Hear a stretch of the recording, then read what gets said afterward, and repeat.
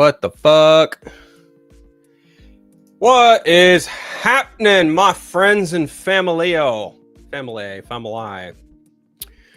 fans, friends? Happy Friday. Can y'all hear me? Y'all can hear me, right? Cool beans. Welcome to another show. Welcome to another episode of Friday Phil. You know who the fuck I am. Follow me on VeroThreads, Instagram, as well as Blue Sky, even though I'm not very active on Blue Sky that much. I'm predominantly active on Threads. So, all that said, how we doing? How's everyone hanging? We all good in the hood? Huh? We all good? Yee? No? Nah? Yee? Come on. What are we doing? What's happening? Anyone going to see any movies this weekend? Jurassic World Rebirth came out last week. I Know What You Did Last Summer comes out next week. Life of Chuck's playing. So is F1. F1's playing. I feel like there's something that comes out today. Am I forgetting something? I feel like I'm forgetting something. I feel like I'm really forgetting something today. The summer of Superman has begun, ladies and gentlemen. That's right. The new movie from writer-director James Gunn has flown and landed in the theaters as of today. And you bet your ass we'll be talking about that movie today. And I'm going to do something I don't normally do. I will have a guest on to chat with me back and forth about this film. And I'm not going to say who because it's a great surprise, but I'm looking forward to it. Before that, though, we will get some house cleaning out of the way. We will get some little box office out of the way. And we will get some RIPs out of the way. But speaking of RIPs, this one actually really hurts. So let's just go ahead and talk about this one really quick because this one really, really hurt. Oh, man. This one really fucked with me. Like, I woke up to this news and it was like, ow, like right in the feels. As you all know, I'm a huge Pokemon fan and I've been really slacking on my Pokemon Silver replay because I've just been really busy with a bunch of other shit. I'm prepping to go to Los Angeles in 2 weeks. So there's a programming note, by the way. 2 weeks from now, I will not be here doing a Friday Phil. I will be in Los Angeles. I will be hanging out with friends and I will be catching up and I will be doing an assortment of nonsense down in Southern California. So just a heads up, guys. But anyone knows me knows I'm a huge Pokemon fan, and this one really just was a real kick to the knackers. That one fucking hurt. Something fierce. That is, of course, one James Carter Cathcart, Pokemon star who voiced Professor Oak, Gary, Meowth, as well as James. He passed away from oral cancer, unfortunately. He was the voice of Professor Oak, Gary Oak, Team Rocket members Jessie, Pokemon Psychic Meowth for more than 25 years. And this one especially hurts because I believe Rachel Lillis passed away either earlier this year or late last year, and I believe she was the voice of Jessie. So that one really just kind of came as a real kick to the nads. That was yesterday. Yeah, that one fucking sucked. That one hurt. As a lifelong Pokemon fan, that one really fucked with me. Something fierce. Something fierce. My heart goes out to his family, James Carter Cathcart, loved ones and friends, wishing them the best. Anyway, speaking of friends and family, who all is here? You got Braden. I know you did not like Superman. You still have Fantastic Four. Yes, and I am making plans to go see Fantastic Four. At least I hope to make plans with other friends to go see Fantastic Four when I'm in Los Angeles in 2 weeks. I enjoyed the movie. I do have problems with the film. If I was going to give a rating for this film, it would give it an 8 out of 10. That's fair. Oh boy. Oh boy is right. What's up, Taladia? What's up, man? There's my mod, Mr. Keyblade Master Jeffrey. How you doing? Happy Friday, Phil. So that Superman movie, believe me, we will get into that Superman movie. We will get into that. Just want to plug my Superman review album while review is done in a pop punk format. Cheers. Looking forward to your thoughts. Thanks, Movie Perp, I guess. Monbwat is in the chat. Hey Phil, happy Friday. You seeing Superman tomorrow. It's amazing to me how this was done in 85 and how people have lost girlfriend. And okay, I hope you enjoy it. We will be talking about it in all its spoilery fashion. So if you don't want to be spoiled by it, I will let you know, because I'm bringing on an old friend of mine. We're going to be talking through that movie. So just a heads up, in case you do not want to be spoiled about it. You guys, I need my Friday fill. Fill me, Phil. You guys are too funny. Too funny. Going to try and see Superman tomorrow. If I'm not able to, then I have to wait. Well, I hope you see it, Jeffrey. I hope you see it. I hope you enjoy it. Hey, Phil, I heard you love Superman. No. No, I did not. Are you talking about Dean Cain and the Nerdrotic podcast? No, I am not. I am not doing that. Definitely not doing that. Oh, look who showed up. Darren Sanctuary. What's going on, man? He should be in San Diego, but he is avoiding facing me in person. I might show up in San Diego, Lance. You think I'm afraid? Fucking Jedi Mike said I want that smoke. Pfft. You don't realize I was smoking for 16 years. Oh, speaking of Jedi Mike, how funny is that? He's in the chat too. How about that? What's up, dude? Good to see you. Oh, look, everyone. It's Draven and his Chat GBT reviews. What's up, Draven Mayberry? Much love, brother. How you doing? How you doing? How you doing? If there's a link, let me know. See, that's the thing. I typically, let me just preface this right now. My show is my show, and I do it solo for very specific reasons. But an old friend reached out to me, and because he is a massive Superman fan, I am making an exception this one time. So it's not so much as a panel discussion. I'm sure Chainsaw will be more than happy to accommodate everyone tomorrow for that. But this is definitely just an opportunity I wanted to take to talk to an old friend about this movie. But that's just kind of where the thought process is going with that. It's nothing personal, Mike, believe me. Mike needs to be there, but he wants to have a job. Well, yeah, he just started a new job. So yeah, he kind of needs to be present for the job. Lance, Jesus, have some fucking compassion for your friend, Mr. I just walked out of Superman and I fucking loved it. Show some goddamn compassion, Lance. As Taladia also points out, be sure to hit that like and subscribe button.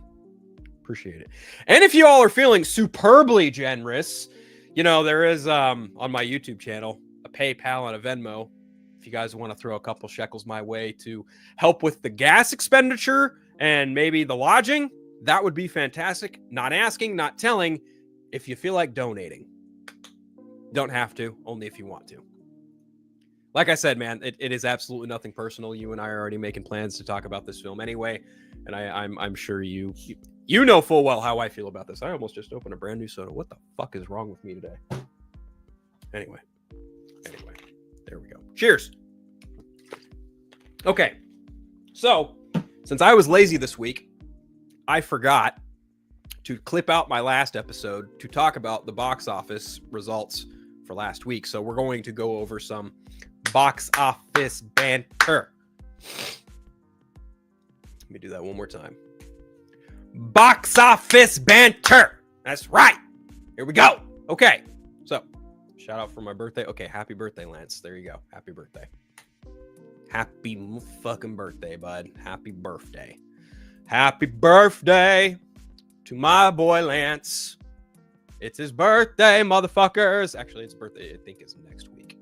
That sounds right. I think it's next week. I don't remember. I'm a terrible friend. Only sometimes, but not all the time. I'm a truly, truly terrible friend. Occasionally. Okay, so moving right along.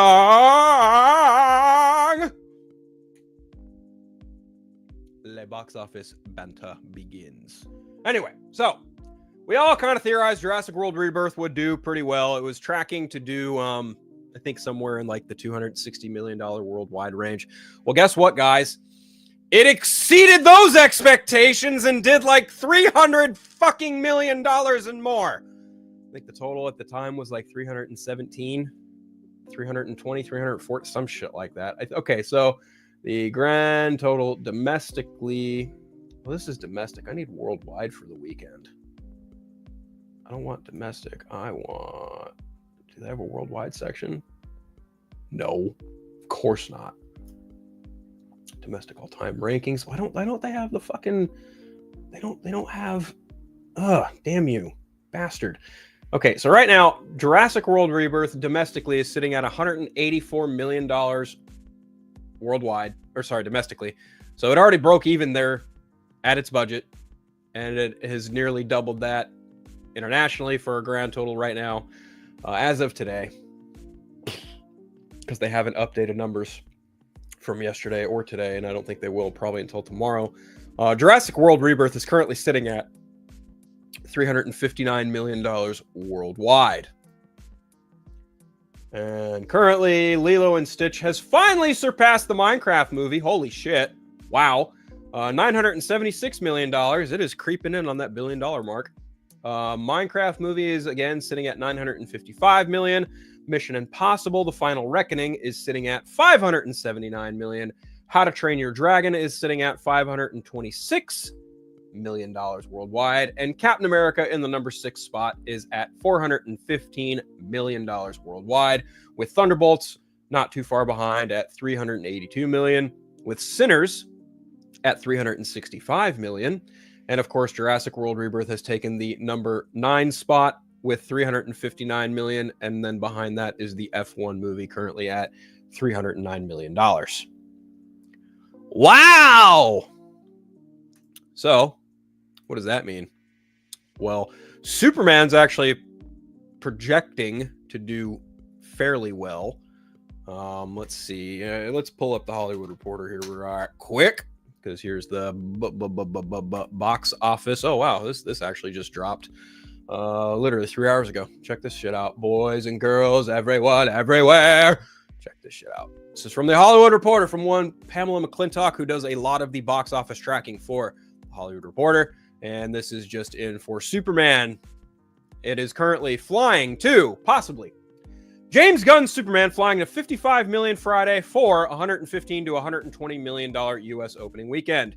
The movie launches a new era for DC Studios, will be only the 3rd Hollywood pick of the year so far to cross the century mark in its domestic box office debut. The highly anticipated superhero tentpole from DC Studios and Warner Brothers is on course to top Friday's domestic box office chart with $55 million, including a record $22.5 million on Thursday previews and sneak IMAX screening earlier this week, according to early returns. Superman's opening has been the subject of intense scrutiny. Heading into the weekend, Warner's and DC remained conservative, suggesting $100 million plus, while Hollywood's leading tracking services predicted the pick would open to $130 million worldwide. No, not worldwide, domestically. It appears DC and Warner's were right to manage expectations. I feel like that's some shade being thrown there. Despite the record-breaking preview gross, it now looks like Superman is headed for a domestic debut in the $115 to $120 million range. That could change, of course, if there is heavy walk-up traffic. The hype around the film is enormous. Even President Donald Trump joined in on the action by posting a meme of himself on social media as the new Man of Steel, which is ironic considering Fox News was blasting the movie for being considered woke trash for its immigrant storylines, even though they fail to recognize that Superman is in fact an immigrant. Anyway, while Superman won't break any major domestic records for Gunn as a director, it is notable the first step for the reconfigured DC Studios, which he runs with producer Peter Safran. Crossing $100 million is no small feat for any movie, and particularly for the fatigued superhero genre.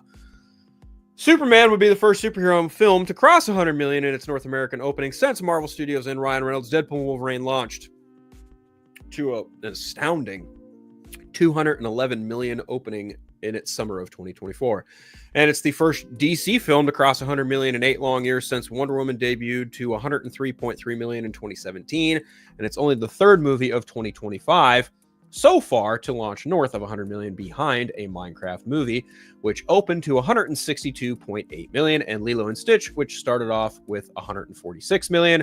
Jurassic World's official opening 3-day weekend was $92 million when it's opened over the long July 4th corridor, amassing $147 million in its first 5 days. Okay, Important mark of demarcation there.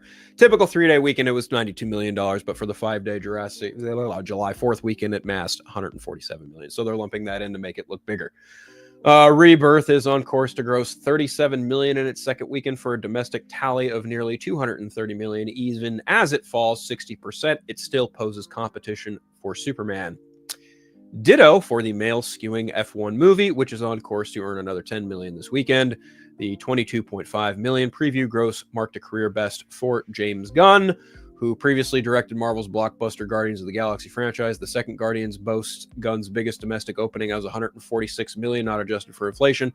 The third Guardians debuted in 2023, opening to $118 million domestically. Gunn is in the unique position of being both writer and director. And the co-head of Warner Brothers' own DC Studios. Superman is opening in 78 markets overseas, where it will likewise predicting an opening for 100 million plus. And then it goes on to talk about Zack Snyder's Batman v Superman: Dawn of Justice, which broke records, which a domestic opening of 166 million, not adjusted for inflation. Man of Steel, which was also directed by Snyder, debuted at 116 million domestically. Bryan Singer's Superman Returns, on the other hand, on a 6-day opening weekend for $84 million. Wow! That's quite something, isn't it? And then it just kind of goes on and trails on about movie starring David Corenswet, blah, blah, blah, blah. And that's kind of it. So what does that mean, right? Like, what does that mean? Will Superman crack 200 million worldwide? Yeah, probably. The real question is, what is it going to do domestically? I don't know. I frankly don't care. And I'm not saying I don't care because I don't care. I'm saying I don't care because quality. Like, what the fuck, dude? No, I want, like, there we go. That's what I want. There we go. There we go. There we go. That's the one I want. Okay. Will it have legs?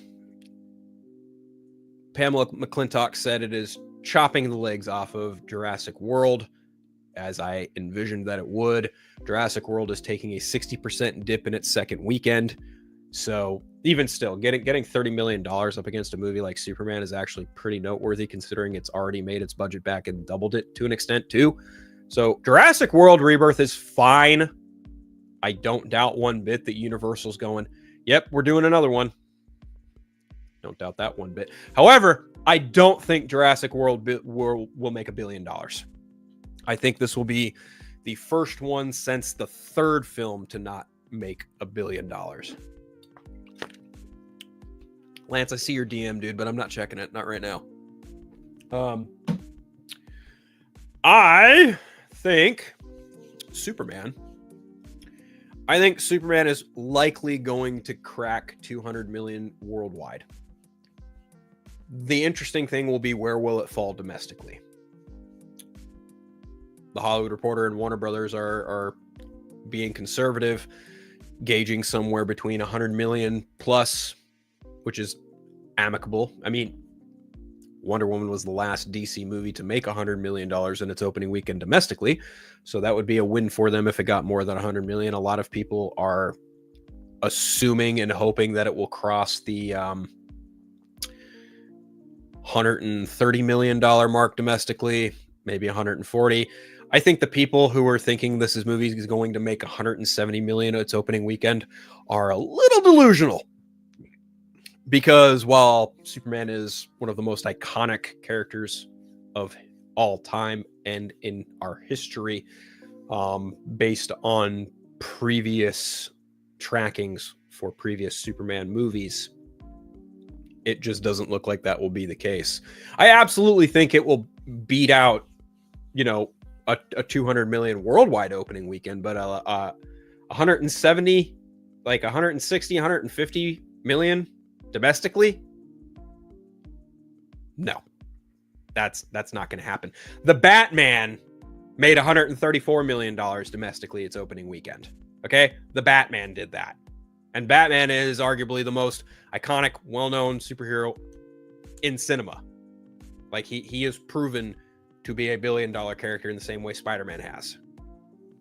So for me, when I think about this Superman movie, I'm just like, yeah, I don't know.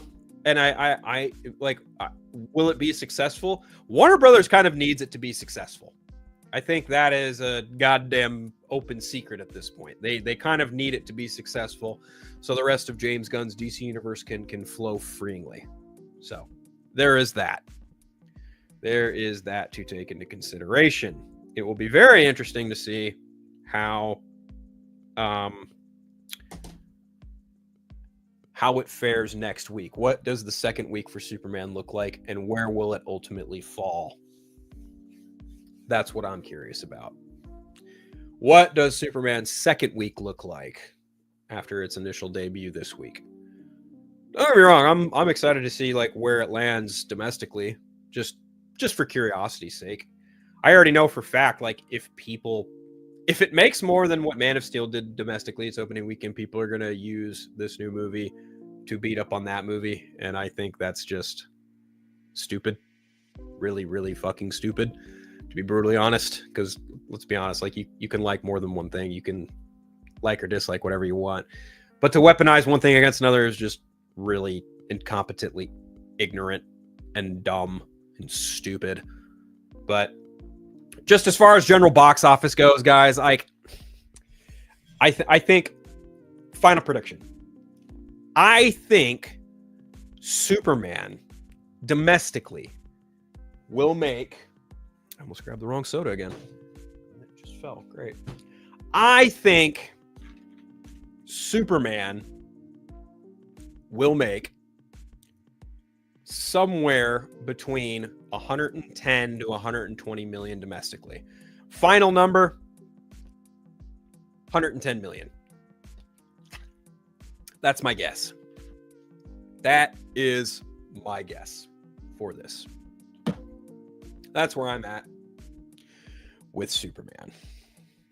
I think it'll make a nice, even 110 million domestically opening.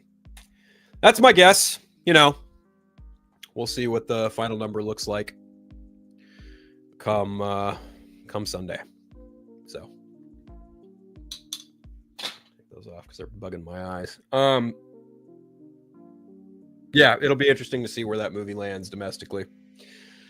We'll see. We'll see what happens. We shall see what happens with Superman as far as its box office haul is concerned. Let's see. What are you guys saying? Dalton says, somehow life found a way. I replied to our previous convo. You just had me lost for a second. Okay, I just looked at Lance's message. That's funny. What is this? No. Oh, that's interesting. Anyway, people are weird. Yes, Lance, people are weird. Fans are kind of weird. It's kind of a goofy situation all the way around. That's for sure. I think it'll make 500 million total box office wise. And that's what Warner Brothers wants from the film. Yeah, well, maybe. I don't know. I have no idea what Warner Brothers wants from this film. But, you know, we'll see what happens with it domestically, worldwide. We'll see where it lands. But speaking of where this film lands, I think it's time to finally talk about this movie. And I am more than ecstatic to talk about this film. Not alone, though.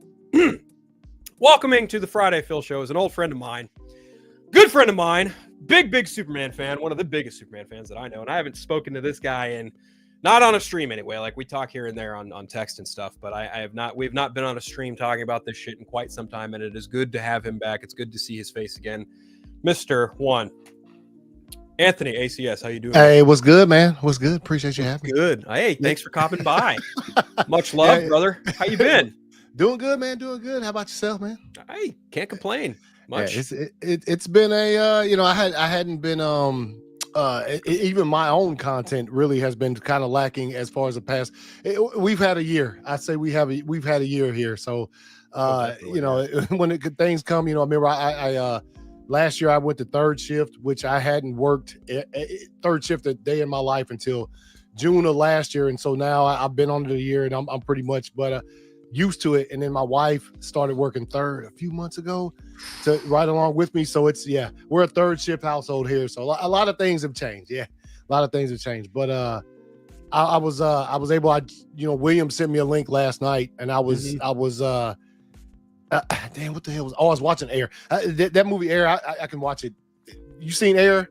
The Michael Jordan movie? Yeah. I love that fucking movie. Not even just because about the Jordans, just Matt Damon's performance in that movie is killing it. But I was watching that, and I seen where William went live last night, and then he sent me a link, and I was like, yo, I hadn't been on anything. And I know we had talked earlier this week about me coming on today to talk about Superman and shit. After you had seen it, and I had yet to see it at the time, but it's good to be here, man. It's good to be here.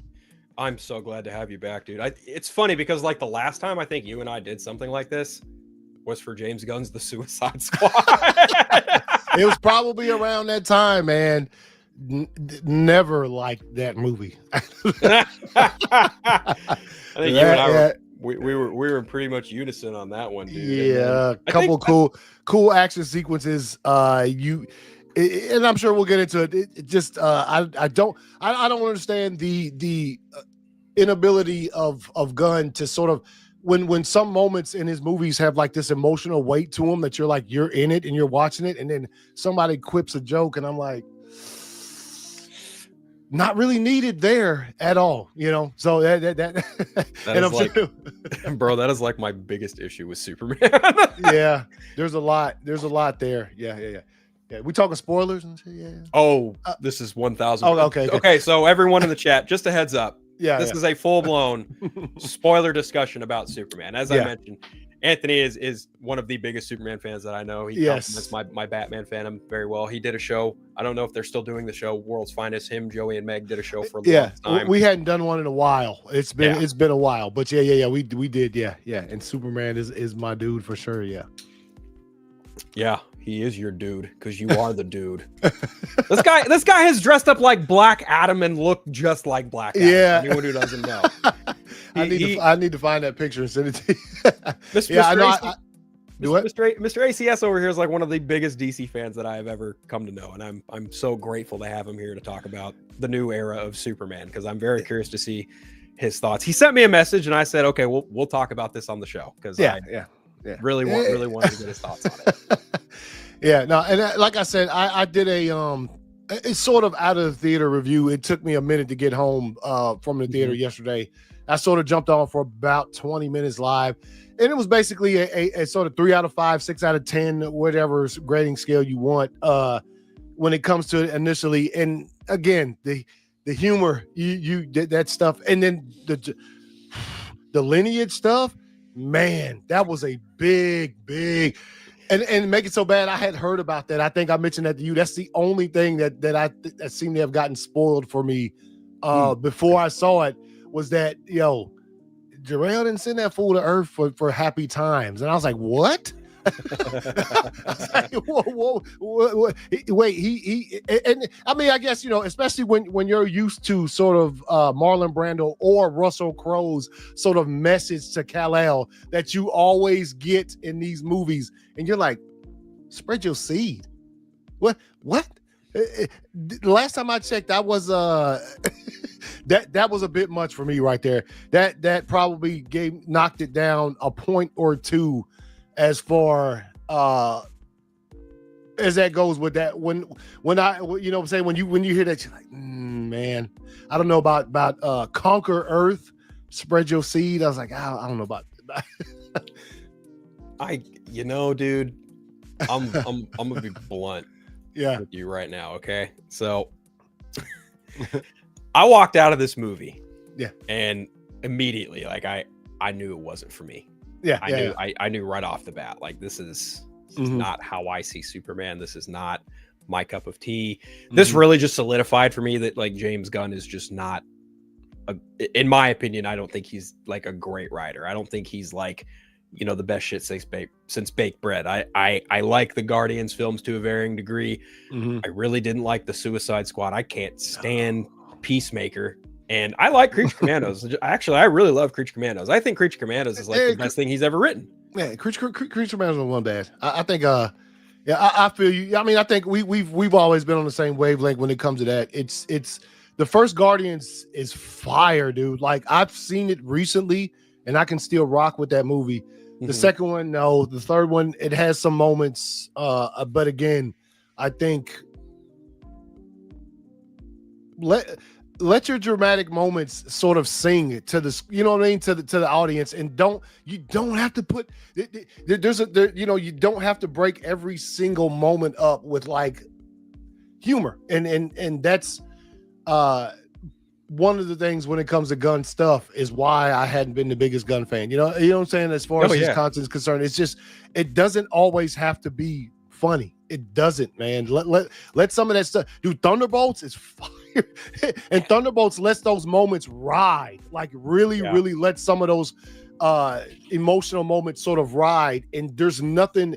Thunderbolts has its humor, and I think you can sort of ride with Thunderbolts humor more than you can because of the way that it's interjected into that movie. It makes sense. And so I can't. There's just there's times to laugh, and there's also times when to cry, and there's also times when you're watching this stuff and some of this stuff has a sort of gravity to it because there's characters that you like there. And a lot of times in Superman broke it up too many, you know what I mean, with just too much not letting the scenes sort of ride as they should have when it comes to that. But you go ahead. How did you feel about the opening of the movie, where it was, a lot of people said it was like Star Wars, and we were getting like not a crawl per se, but we were just getting this like, people are saying, oh, we're jumped like right into the action, and we get this like little blurb of 300 years ago metahumans came into the world or whatever, 30 years ago a rocket landed in Kansas and these people adopted a baby, et cetera, et cetera. How the fuck the logic behind that works, I don't know.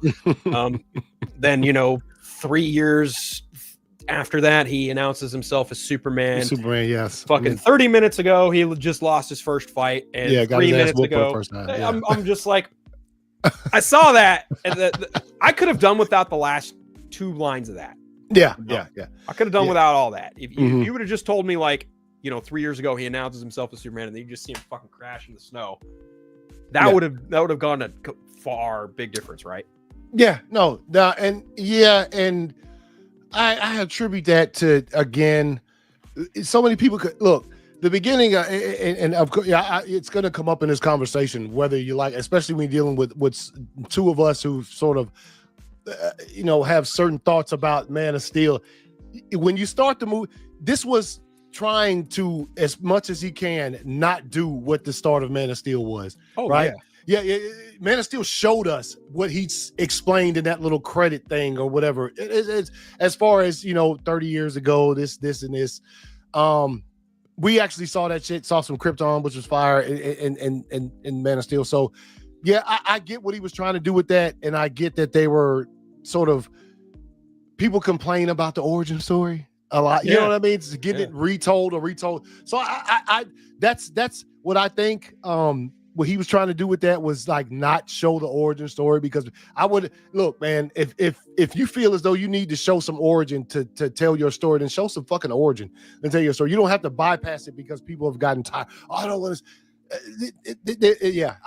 I feel you 1,000% on that one, especially the last the saying. This is the first time he's gotten his ass whooped basically since he's been on Earth. Was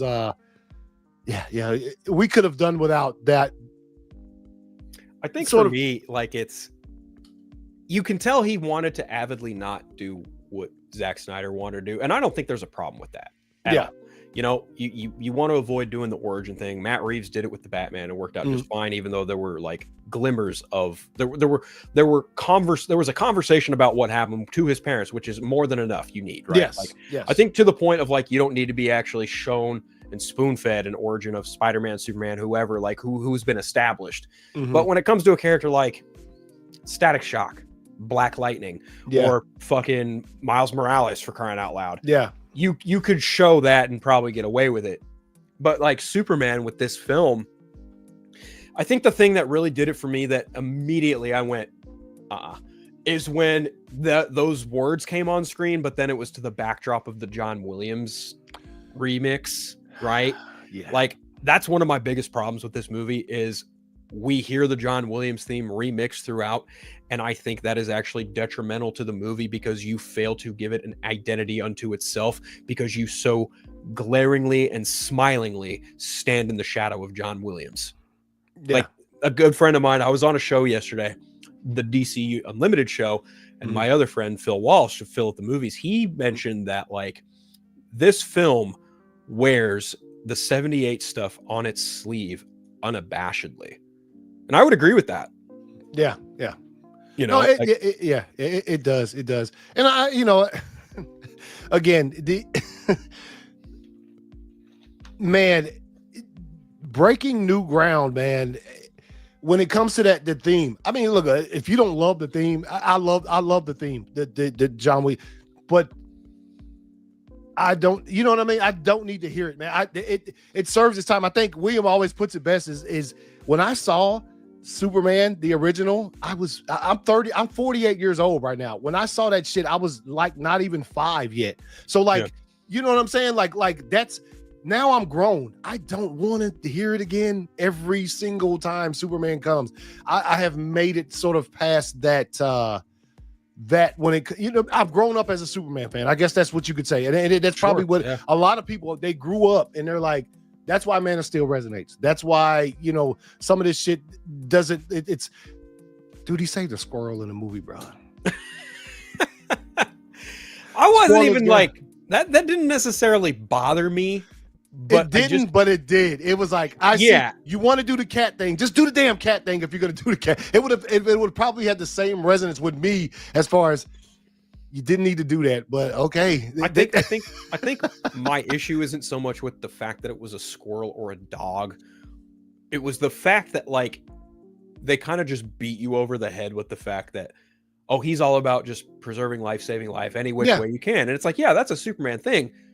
You don't need to be so in your face about it. You know what I mean? You didn't have to save the squirrel, bro. I wouldn't even say that, but it's just like, yeah. But okay, so here's the funny thing. When you say like he didn't need to save the squirrel, I think some people would interpret that as, oh, you would just let the squirrel die. No, don't shoot a fucking scene where you have homeboy saving a fucking squirrel to prove a fucking point. Yeah, that's exactly what I mean. Yes. And it's not like, don't save the squirrel. It's, we didn't need to see him save the squirrel.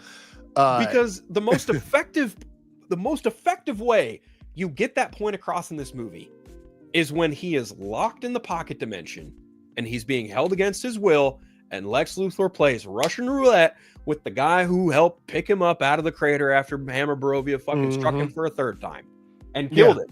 Like that, and Superman's reaction to that was more than enough. That's all you needed. But the problem, my friend, and I think you could agree with this, the problem is some Superman fans are like, well, that would have been enough. Really? That wouldn't have been enough.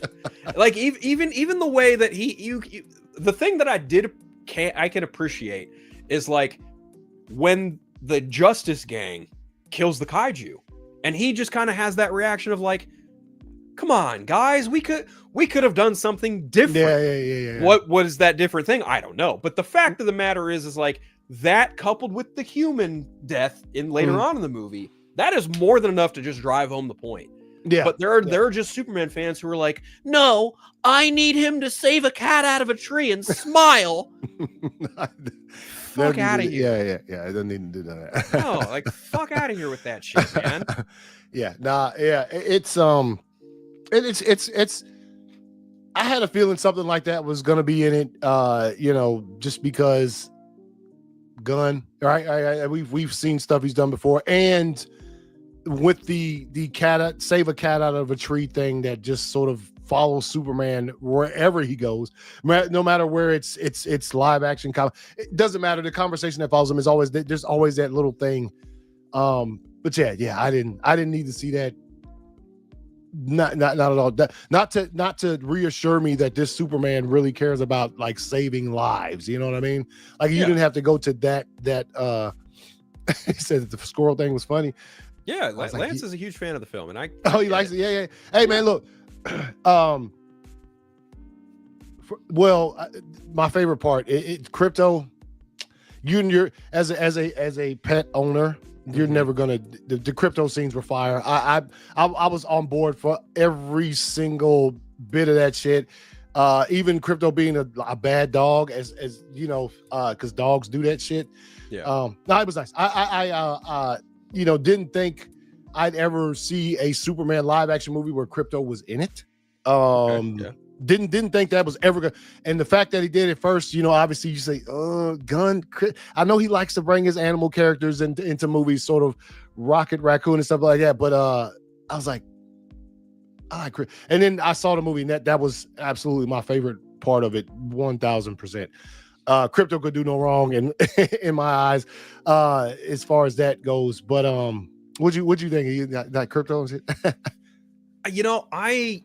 I really wasn't one way or the other about crypto. I mean, it is very much in the James Gunn wheelhouse of, yeah, I'm gonna have an animal be part of my story, and that's fine. That's totally fine. I get it. He loves his animals. I think basing the unruly nature of crypto off Ozu, put your human interactions, put your human experiences in your movies. That's what makes them organic. That's what makes them resonate with people. And I know you're a dog guy. I've got dogs. One of my dogs is kind of like crypto, not to the extent in the film, but there's a point in the movie where Lois is taking Superman to the Kent farm, and crypto is like not laying, but he's like just sitting on her lap, and she can't move him for obvious reasons, right?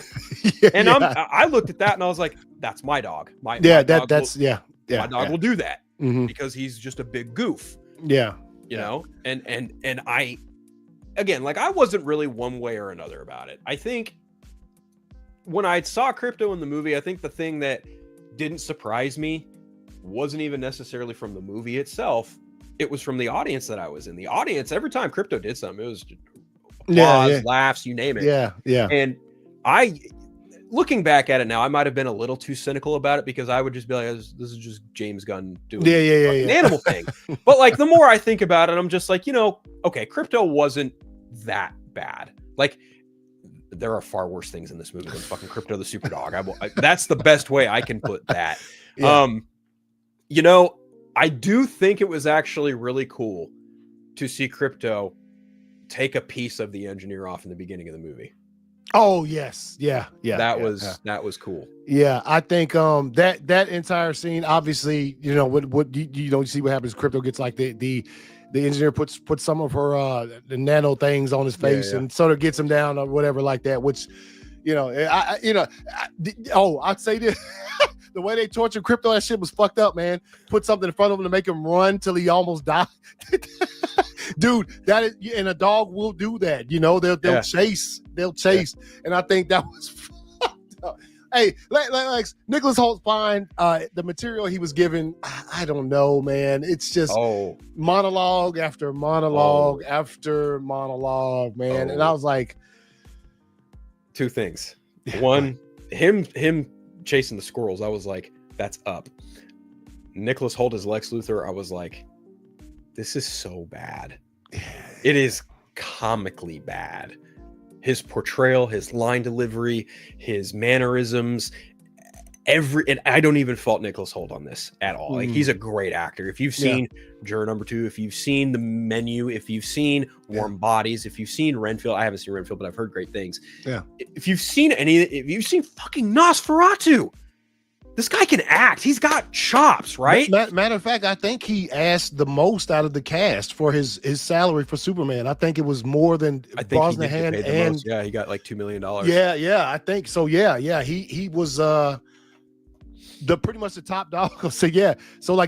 Nicholas Holt, great actor. It's just sometimes it's the material, man. The people are gonna show just some chill out. Yeah, shit was crazy. Yeah. That brings up an interesting point. Yeah, that's. I've been looking at the comments on the YouTube, but I haven't had it up in StreamYard. Oh yeah. Is that what happened? I didn't like how the people in Metropolis were just so chill while all the shit and destruction is happening. Like, the kaiju is trashing the city and kept cutting to a guy working and not worried. I mean, and that's the thing, right? Like a lot of people are saying, "Oh, this movie is so comic booky. Oh, this movie is like an episode of Superman the Animated Series, et cetera, et cetera."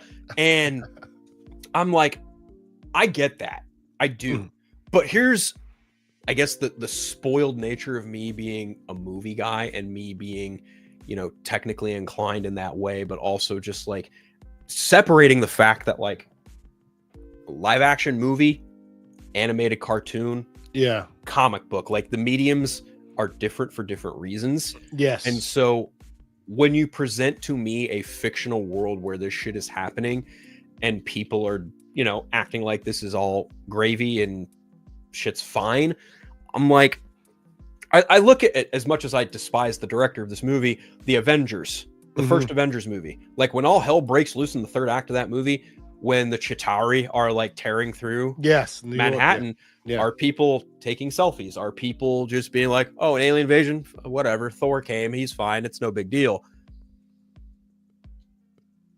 But a giant kaiju just wrecking house throughout Metropolis, that's totally fine. And like even thinking about it now, like, did you notice how after the kaiju was taken out and the building gets, smashed to the side, not even a day or two later when Luthor cracks the floor open of Metropolis, like all the buildings are intact and shit. I'm just did they rebuild everything in a 24-hour time span? Because like that's there's literally not that much time has passed. Here's a word that is like poison to comic book fans. It's unrealistic. There's unrealistic and then there's like unrealistic.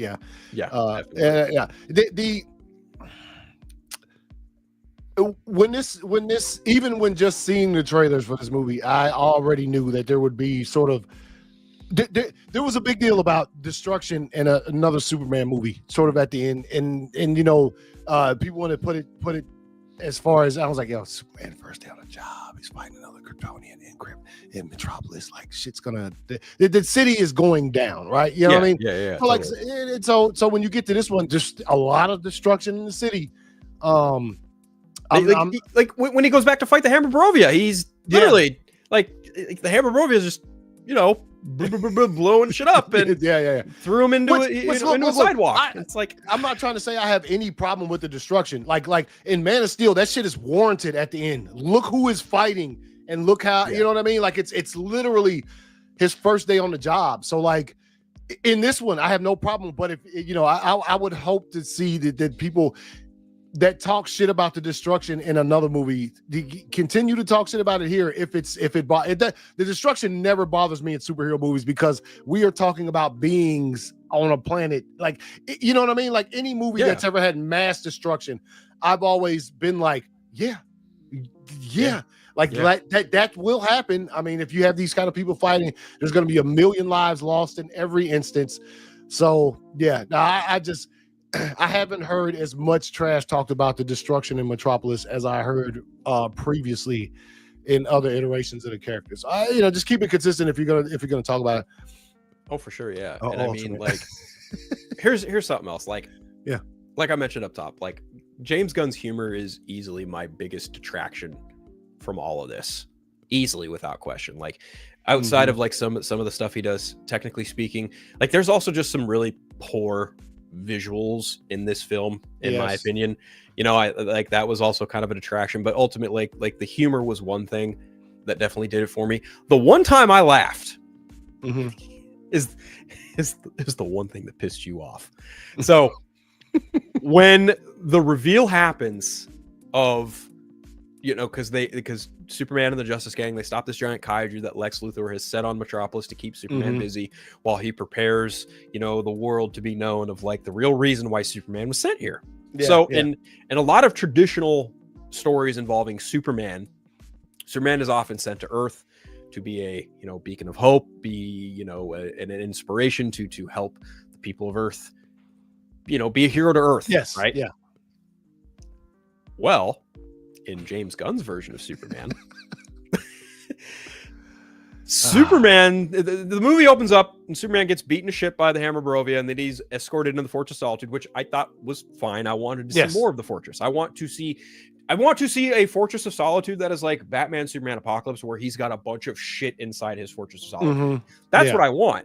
What we got wasn't that, and I'm not saying like that's a bad thing. I'm just saying, oh, this is a good basis. Show me more. You know? The fortress was fine. I think every time they showed it, it was fine.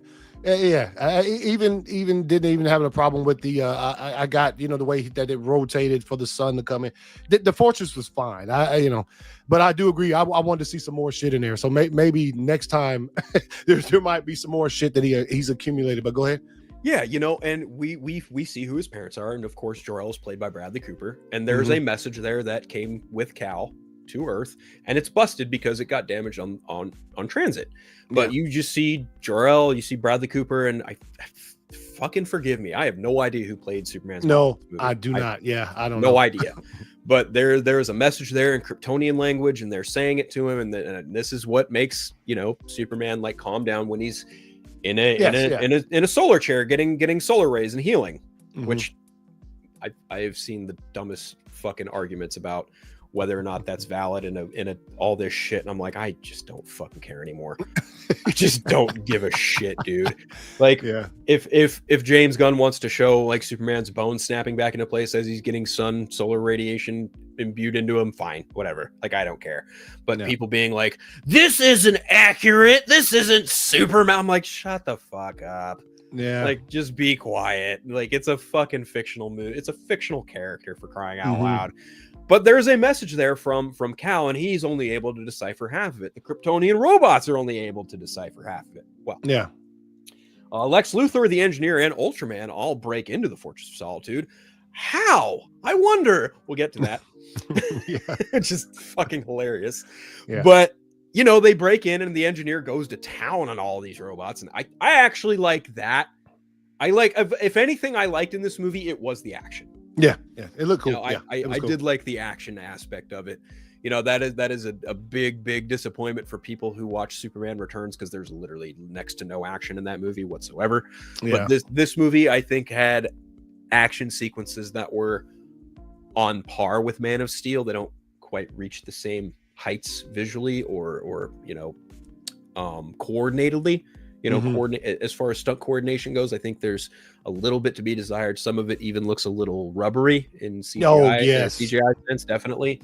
But the Engineer breaks into they all break in, and the Engineer hacks a Kryptonian computer and is able to decipher this message. How? I don't know. It astounds me that Kryptonian robots were not able to decipher this message, and this woman who has nanites injected into her body somehow managed to decipher this message. Yeah. Suspension of disbelief. Whatever. That was one thing I thought about. I was like, how the fuck was she able to do that? And they weren't. They weren't. Yes, they literally come from the planet. They should be. Yeah. So I feel. Superman and the Justice Gang, they all save Metropolis and whatever. The Justice Gang fucking murks the kaiju, and they're all bouncing around, and kids run around Superman, and he's picking them up like, hey, you all good? Yeah. And it's like, I can understand that. I can understand wanting to portray Superman in a way where you want children to approach him. Yeah. And I think one of the most effective things in this film was the reveal of this message, and then the immediate turn of society being like, you were sent here to do what? Yeah. Because Lex Luthor blasts it to the world that Superman was not sent here to save humanity or be a beacon. No, he was sent here to conquer and spread his seed. Yeah. Can't ride with that. I did not like that at all. And to make it so bad, I think when we messaged back and forth, that was the one thing that sort of I had gotten spoiled for me. I was like, wait a minute, what? There's a message from Jor-El, and it says that fucking lay your seed down, and I was like, nah, that I couldn't ride with that shit at all. And I was like, yeah, come on, man. What and then they sort of drilled it home. This is a real message in this motherfucker. Like they made sure they said it a few times, and then I think Lex said it the last time that they made sure you knew that it was this was authentic. Like the message was authentic. So that's really what he said. And I was like, James Gunn, you think that shit's funny? It is not. He really looked at Dragon Ball Z and went, "Hold my beer."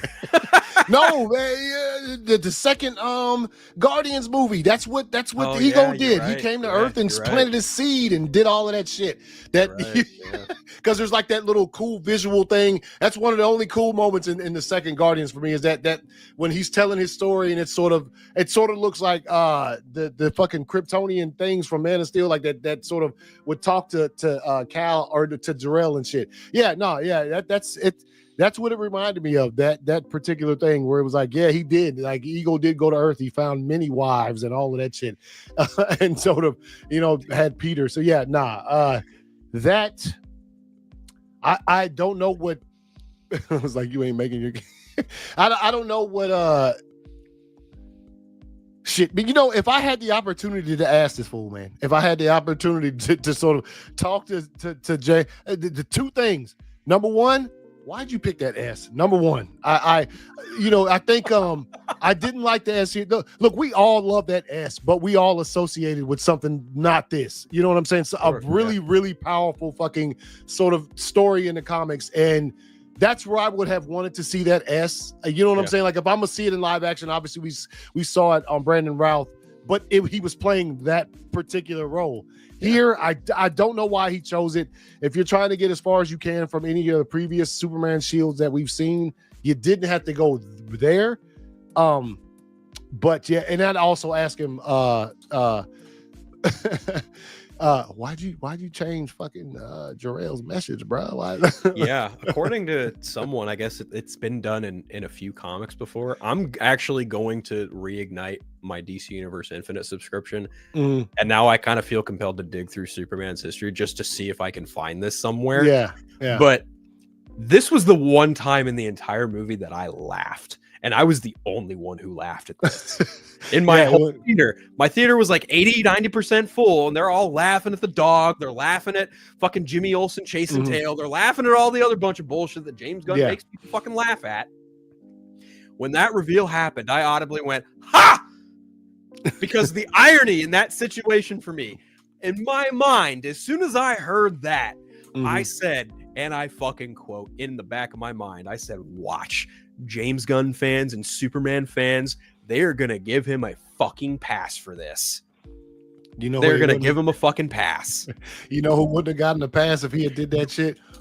You don't even have to say his name. It doesn't even have to be him. It could have been any other director. Had any other director done that, not just Zach, any other director who's made a fucking comic book film did that with Superman, you would have internet dipshits crying foul, clacking away at a keyboard like a fucking brainless monkey in a pocket dimension. Speaking of, get the fuck. Hey man, I can't with it. When they showed it, I was like, visually, my face was like, is this really happening on the screen right now? The fact that Lex Luthor said with his whole ass chest, "Oh yes, these are my brainless monkeys typing away on whatever the fuck social media, making you look bad." I said, "You've got to be fucking kidding me." Yeah. This is the dumbest shit I have ever fucking seen in a superhero movie. You really went out of your way to make fun of internet dipshits, and you refer to them as mindless monkeys tweeting super shit. I was like, oh my God, only James Gunn would write something this fucking stupid. Yeah, you know what? That was one of the absolute, literally my look was like, okay, all right then. Yeah, right. In matter of fact, here again, in a moment where that shit could have had, I mean, obviously that moment has a lot of gravity because something you mentioned earlier, the Russian roulette and everything that comes like right at that moment. I'm like, you didn't, keep it solidly. Like, you want people on the edge of your seat, and then you're there. They're in this pocket universe. Fucking dude has kryptonite on his hand. He's got Superman down. Lex Luthor is giving another monologue, and then that happens right in the middle of it. And I was like, and then immediately back to Russian roulette. Let me, yeah. I will admit, it was cool to see Metamorpho. I love Metamorpho. He's one of my favorite characters. You know that. Yeah. And seeing the kryptonite like actually burn his skin, I was like, oh, that's new. But it's new because it's also from the comics, and it's from Absolute Superman. Yeah. Because in Absolute Superman, kryptonite does that exactly. Like, instead of like just making him weak and like frail and shit, no, it actually burns the fucking body of Kryptonians. I was like, oh, that's new. I liked that. Yeah. No, look, man, there's I thought Mr. Terrific was fucking fire, dude. I like Mr. Terrific in the movie. As far as like what he could do, I thought obviously James Gunn is known for that kind of scene, the one in the camp when they first get to the camp and Lois is sort of behind the shield and he's doing work out there. I like that. I thought Mr. Terrific was nice. I guess Guy was not, that when they come to the desert, the one thing I did like the guy sort of the hand gestures as he was fucking doing whatever with his ring and stuff like that. I think a lot of the times in the movie when it didn't get really, really silly and really like, it kept a sort of serious tone. Those were the ones that I sort of liked the most, but Mr. Terrific was nice. I like Mr. Terrific. Yeah, easily. Mr. Terrific and Lois Lane were like hands down my favorite things in the movie. And Metamorpho too. Yeah, Metamorpho was nice. He was. What's the actor's name that played him? Oh, Mr. Terrific or Metamorpho? Metamorpho. Anthony Kerrigan. Yeah. Okay, yeah. That's what I try to remember. He's great. Yeah, he was. No, that scene of Terrific in the desert. That was. Yeah. That was aces. Loved it. That was one of the few things in the movie I loved, and I really don't like this movie all that much. Yeah. And man, can you waste my time any more than the credit scenes, bro? I had to pee so bad. Me and my wife both did, and we're waiting, and somebody had already told. I think it was William who said, "Look, man, the credit scenes are stupid." We still waited because I was, I wanted to see it for myself, and then I was like, that should have been at the end of the movie as they were wrapping that shit up in Metropolis. Like, you know what I'm talking about? Like, and it's somewhere around the time when Lois takes Clark and she's like, I need to interview you in here and, whatever. That should have happened around that time. Don't make me wait 10 minutes for that shit. That scene of Lois being like, hey, I need to interview you. And then they go sneak off and make out. I was like, yeah. What the fuck are we doing here? What is this, high school? Yeah. Oh my god! Like, you adults kiss in front of everybody. Who cares? And like, and the thing is like, I actually really liked of the things in this movie. I almost feel like, in a sense, I walked out of The Amazing Spider-Man 2 because I liked the chemistry between Corin Sweat. Oh yes, and Lois and Richard Brosnahan. Like, I liked their interactions. I thought it was genuine. I thought it was, real to an extent, even though there's a little too much grabby, touchy, kiss, like that's James Gunn doing the fucking James Gunn thing. Matter of fact, show me a frame of this movie with Cat Grant where her shirt is not buttoned open. Oh yeah, there's not. There's not. Definitely not. And I can't remember her name. Lex's girl who's in Tess love Walker. with Olsen. Yeah. Her too. Yeah. Also, I don't know how I feel about the Jimmy Olsen like being the ladies' man. Like, they were all like. Hey, remember that it got kind of leaked a while back before the movie came out, and everybody thought, no way in hell he gonna make Jimmy Olsen the ladies' man, and sure enough he did. I was like, hot girl, dude. I know we're all over the place, kind of. Dude, why was she screaming, bro? Yes. Why? Fucking why? Why? Cool hot girl scene, and she comes around the corner in the air, and she's like, ah! And I was like, what? I was like, oh my god, why? I was excited to see her in the movie, and the first thing she does when she comes on screen is fucking screech like a real hawk. I was like, Oh no. Yeah, Why? Like, why?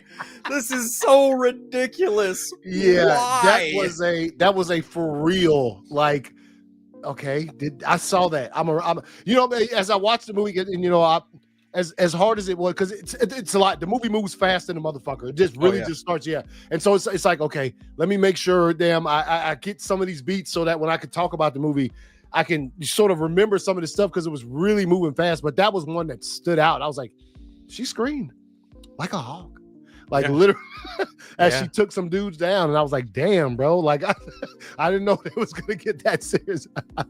You know what I really didn't like about her character, and it's not even like what she did, in the sense of like the way she was portraying the character. That wasn't my problem. My problem was, you know, the movie is predicated on this conflict between Barovia and Jonapar, right? Yeah. And in the third act, you know, Barovia and Jonapar are like, they're very close to going to war.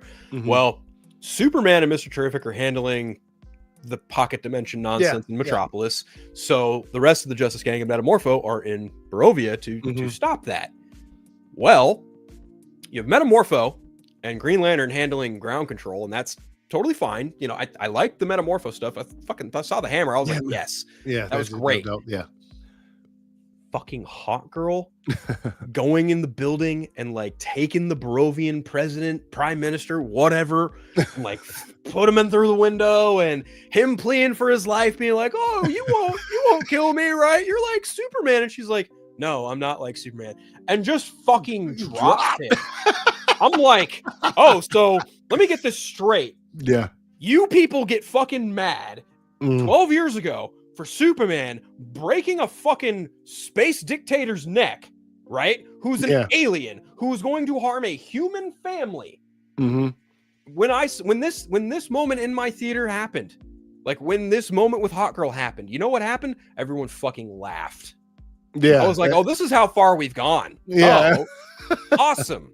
Cool. So it's totally fine for like superheroes on a payroll for Max Lord to just go to another country and just be like, bam, sorry, your president's dead because he's an asshole. It's like, what is this? The United States going into Iraq to capture Saddam Hussein? And like, they just dropped him. Yeah. What the fuck?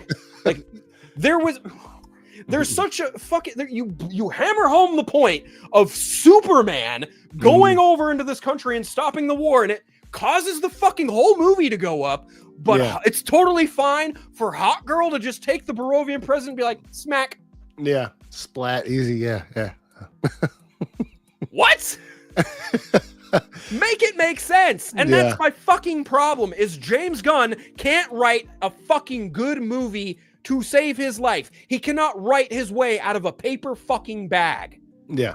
Oh my God. I feel you, man. There's a lot here that sort of that goes to that thing. And I can't man, the humor. Say Gargoyle is an asshole. The movie. Yeah. So he was all right. I think Fillion was all right. I don't. I think all of the actors did exactly what they were there to do, and they did a lot of them. Like again, Brosnahan was great.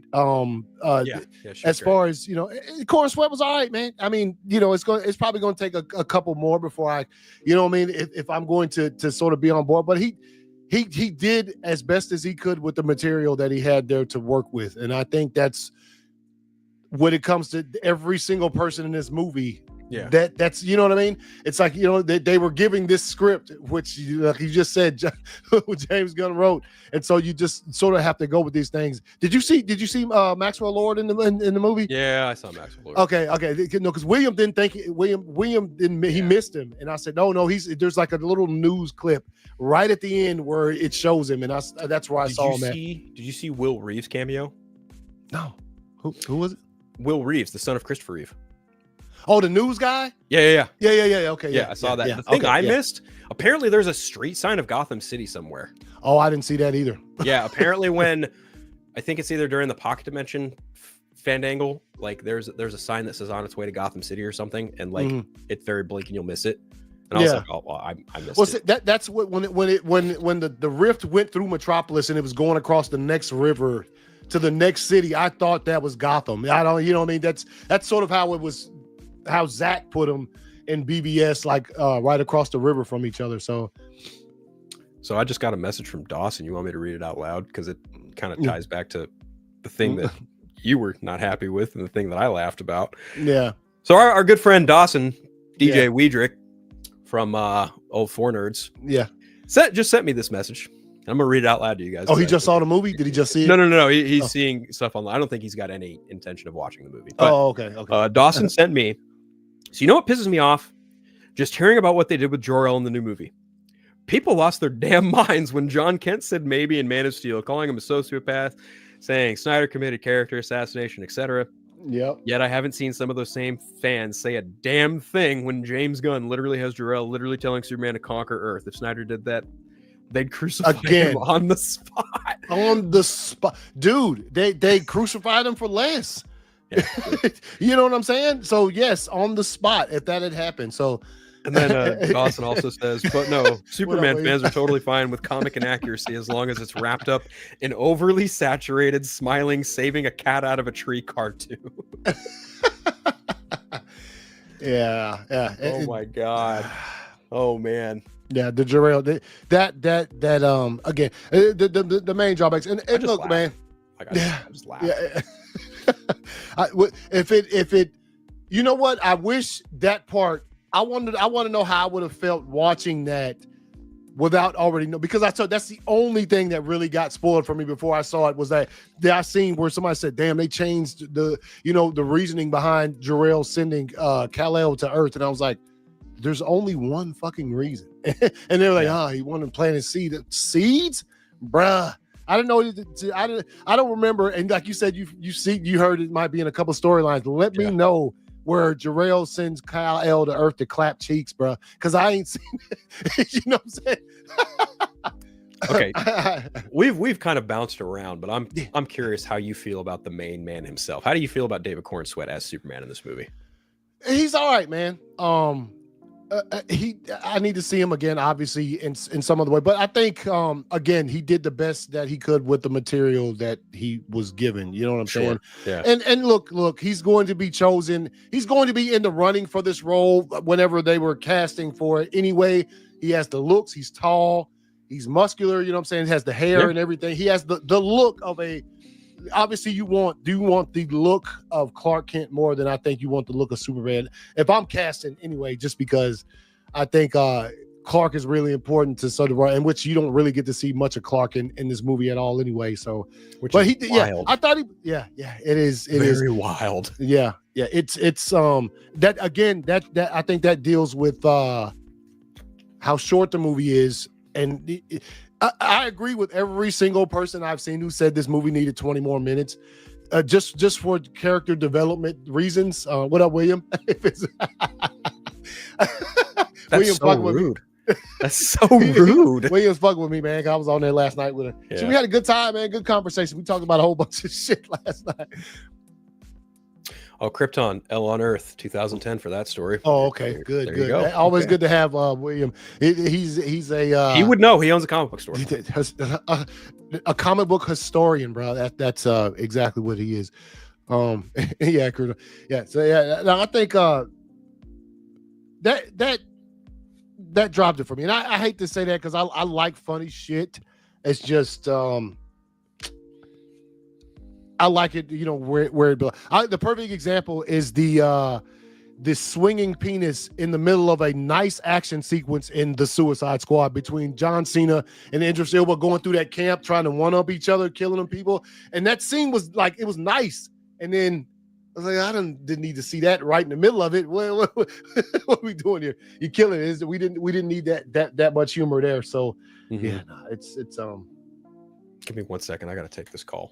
Oh, you good? If you wouldn't mind interacting with the chat, Really chat's up. Hey, what's good, job? William's in the chat. William, I try to jump on tomorrow, man. I'm gonna try to jump on for sure. Talk about some more stuff. No, hey, look, man. Look, if you're out there and if you hadn't seen Superman and you're interested, I'd say go see it, man. Go at least see it at least one time. You know what I mean? Just experience it for yourself. I know you. We like to get on here and talk about this stuff, but I always say that, and because I was gonna wait until this weekend to see it, but I was kind of trying to avoid spoilers so that I go in as blind as possible. Obviously, I got the one spoiler with the Jarrell stuff, or with his lineage telling him to come down to clap. I was like, yo, I can't deal with that one. But tomorrow's going to be an epic show in late. Yeah. Oh yeah, I heard you say, yeah, he was talking about last night. You going for 8 hours, bro. I might be in and out, man. I'll hop in and hop out and stuff like that. So yeah, man, how y'all doing? I can't. I'm on Field StreamYard, so I can't really see how many people's watching or anything like that right now. I haven't seen it only one time because, hey, man, Fantastic Four, man. I bought 84 tickets and I still prefer. Yeah, we talked about that. Seeing ones because of Fantastic. Hey, that's because as far as like not me being absolutely amazed by, I'm not gonna. Yeah, I gotta say my shit. In 2 weeks, Fantastic Four comes out. That's where that's where the rest of my sort of summer box office shit is waiting for. So when that's I can't. There's been nothing I've seen from Fantastic Four that has sort of made you weary. Yeah, nothing. Everything looks good. Man, Jennifer Garner, she really looks good. The Silver Surfer, she really looks great. And it's sort of what they're going for that. And she drops the coldest line in the summer this far. The coldest line I've heard in movies this so far this summer is as far as has been her. I heralded Galactus. That shit is sends the chills, man. Man, I can't wait to be in LA watching that movie. Oh, you going to LA? I'm going to Los Angeles. Yeah, I'm taking a vacation. I'm going to drive down to LA. I'm going to try and see Film Junkie. I'm going to see a friend of mine, Tom, who lives in Burbank. I'm going to see another friend of mine who lives in Upland. I got another friend I'm trying to see in Orange County. I'm driving like all over. Like I'm renting a car. So you traded Comic-Con for the road trip? Yeah. I couldn't financially swing Comic-Con this year. Oh, okay. No, I feel you, man. I no longer write for Multiverse of Color, which was the outlet I went through last year. There was some things going on. Julia, my bad. Oh, did I say Jennifer? I said Jennifer Garner. My bad. William got me in check. He said, "Get your Garner straight." You did say Jennifer Garner. Yeah, I did say. I said, it's Julia Garner. Yeah, Julia. Yeah, I showed him this picture last night. I got this her from my favorite scene of hers from the entire show of Ozark. Yeah, my father-in-law made this coaster for me, but she's great. Yeah, she's great. She's gonna be a great Silver Surfer. I can't wait. I can't fucking wait for that movie. Oh my god. Yeah, but Thunderbolts. Again, you know what? Here's the perfect. I think I mentioned this when I was giving my little bitty review after I'm being stood up. Right, when it came to post-credit scenes, what the credit scene in Thunderbolts, that's a post-credit scene. You wait for that, right? That's worth sitting your ass cheeks on the seat for 10 minutes. That's a post-credit scene. Right, it was good. It had a little bit of humor from the movie. You got to see fucking Red Guardian walking there with that stupid ass, tracksuit on, and he's being Red Guardian, and then like the sort of right at the end of it, they see the Fantastic Four.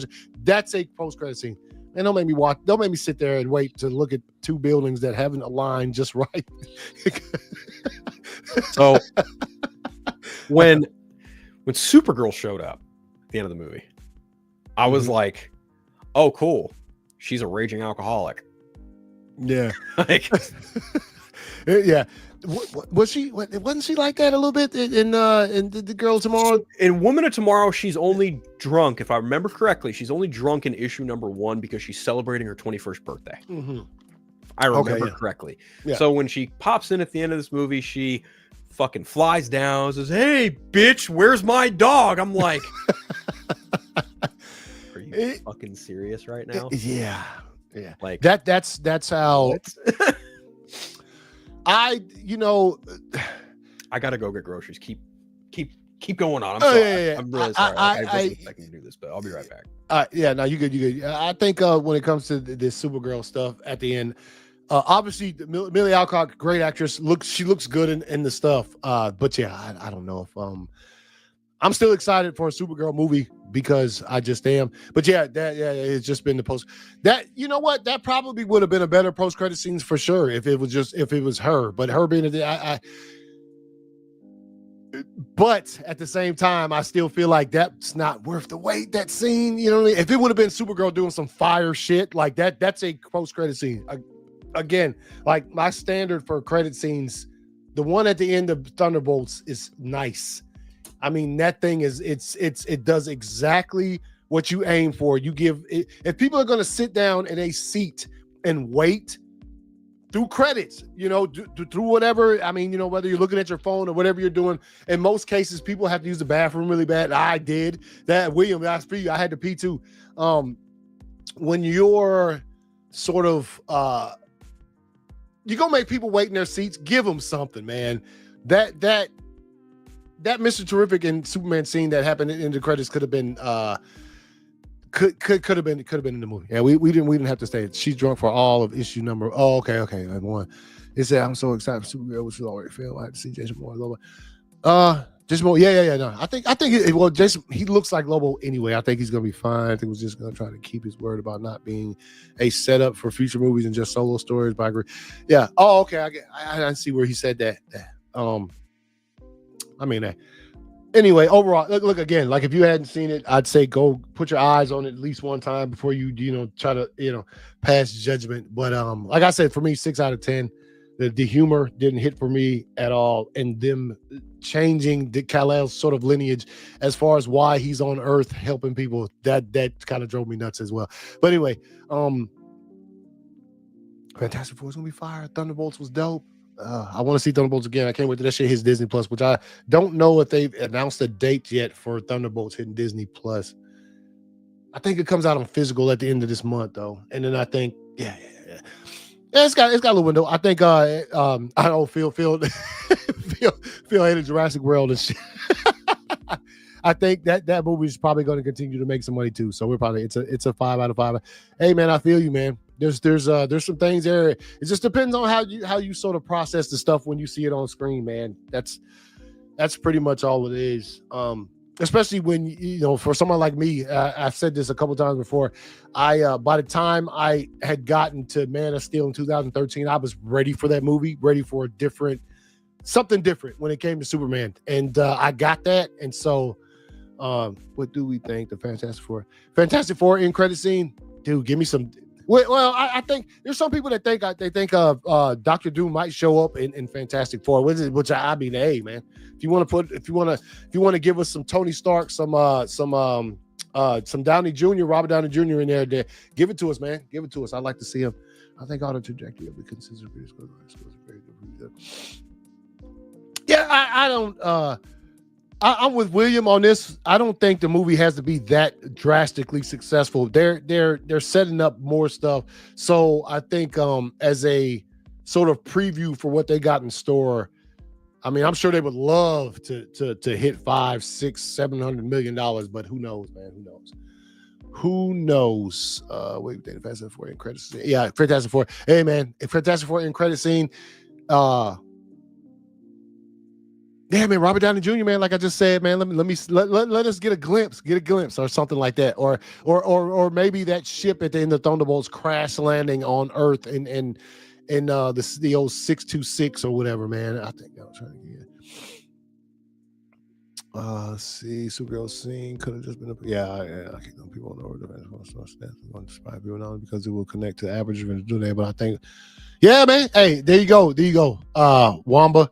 That's what I was just saying. He said, you keep telling people over and over that Fantastic Four First Steps is going to surprise people, not only because it will connect to the Avengers Doomsday, but I think we'll get yeah, man, give us that cameo, man. I think that'd be dope to see Robert Downey in the Doctor Doom garb for the first time. Just a little glimpse. You ain't got to reveal much. Just let us see him a little bit. And I think people will I'll sort of be happy with that. So I think Fantastic Four is gonna be good. I mean, obviously there's gonna be probably a small time jump in there because there's plenty of scenes in the trailers where Sue is pregnant and then Sue is not pregnant. You know what I'm saying? So like, I think we're gonna get sort of a post pregnancy, and then and you've seen the baby in the trailer too. So I think yeah, we're gonna get some time. I think it's gonna span a good bit of maybe it spans like basically 1 year or something. You know, pre-pregnancy, she gets pregnant, has Franklin, and then sort of rolls on. I was just talking about Fantastic Four with the time span that this movie, because obviously you see her before pregnancy, pregnant, and you see the baby in the trailer. So there's at least a 9-month span of time that sort of passes in that movie. I think she gives birth on the ship, and then after that is they prep for Galactus. Yeah. Doom about That's what I think. He said Doom about to kill Thor. Damn. Probably. Fuck, probably. Speaking of which, rest in peace, Julian McMahon. He passed away last week. Oh yeah. The original Doctor Doom from those first 2 movies. Oh yeah, man. Yeah. Nip Tuck too. If you were a Nip Tuck fan, I didn't really watch this show that much, but I know my stepdad. He used to watch the fuck out of some Nip Tuck, man. Oh, Nip Tuck was great. Yeah, I liked it. He's also in Charmed. He plays. Oh yeah, in Charmed. Yeah. That is that's wild considering where we are. You know what I mean? When it comes to we're getting another Doctor Doom next year, and to sort of have that happen. So, that's crazy. No, Fantastic Four, I think, is going to be fucking. It's going to be my superhero movie of the year, I think. Yeah. And then there's this one that we're talking about. Yeah. And it's like,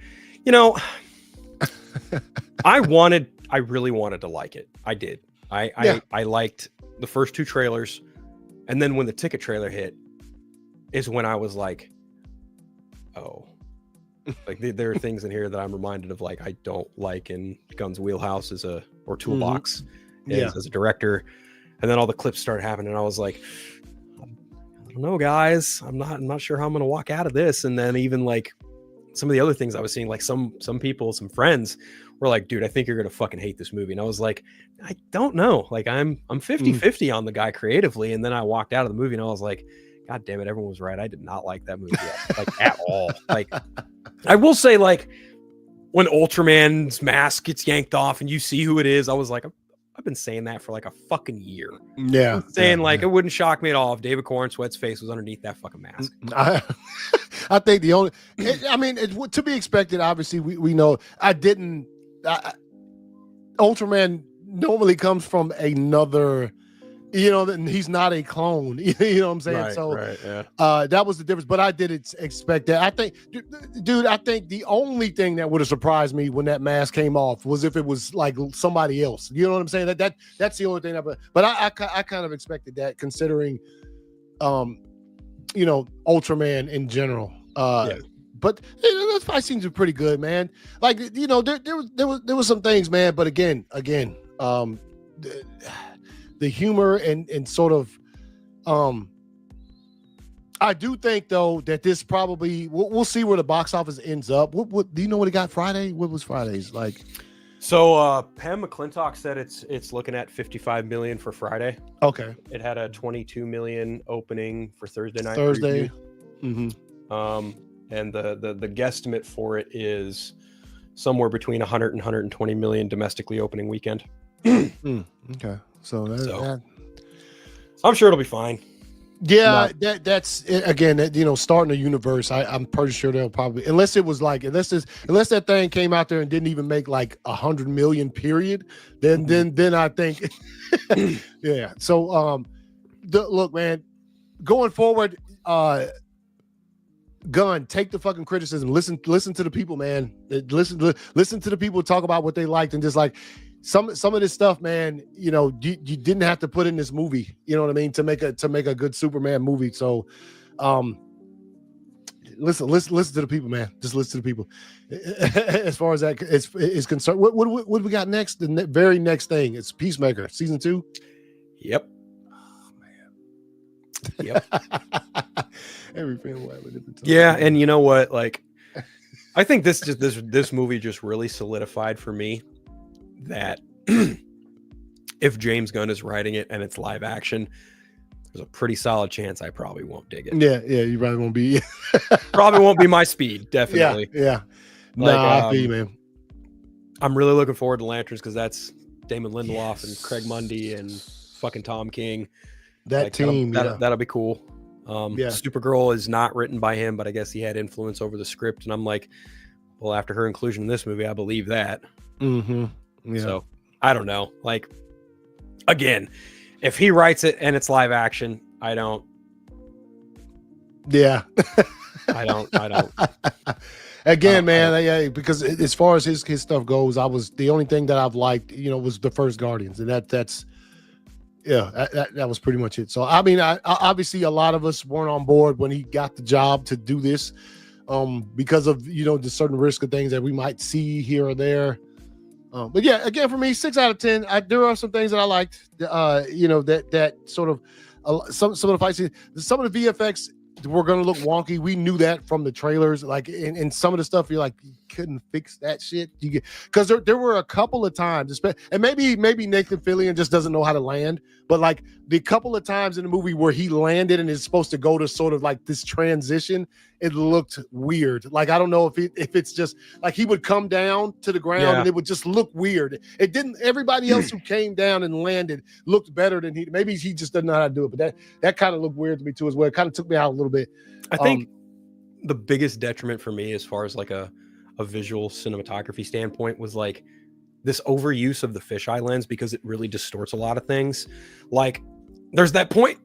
Oh fuck, man. Mm-hmm.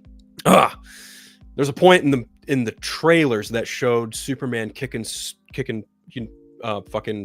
Crypto away, and like his foot looks like Homie the Clown's foot. Yeah, it looks like a clown shoe, and I'm like, well, that's because of the lens, and it doesn't look good.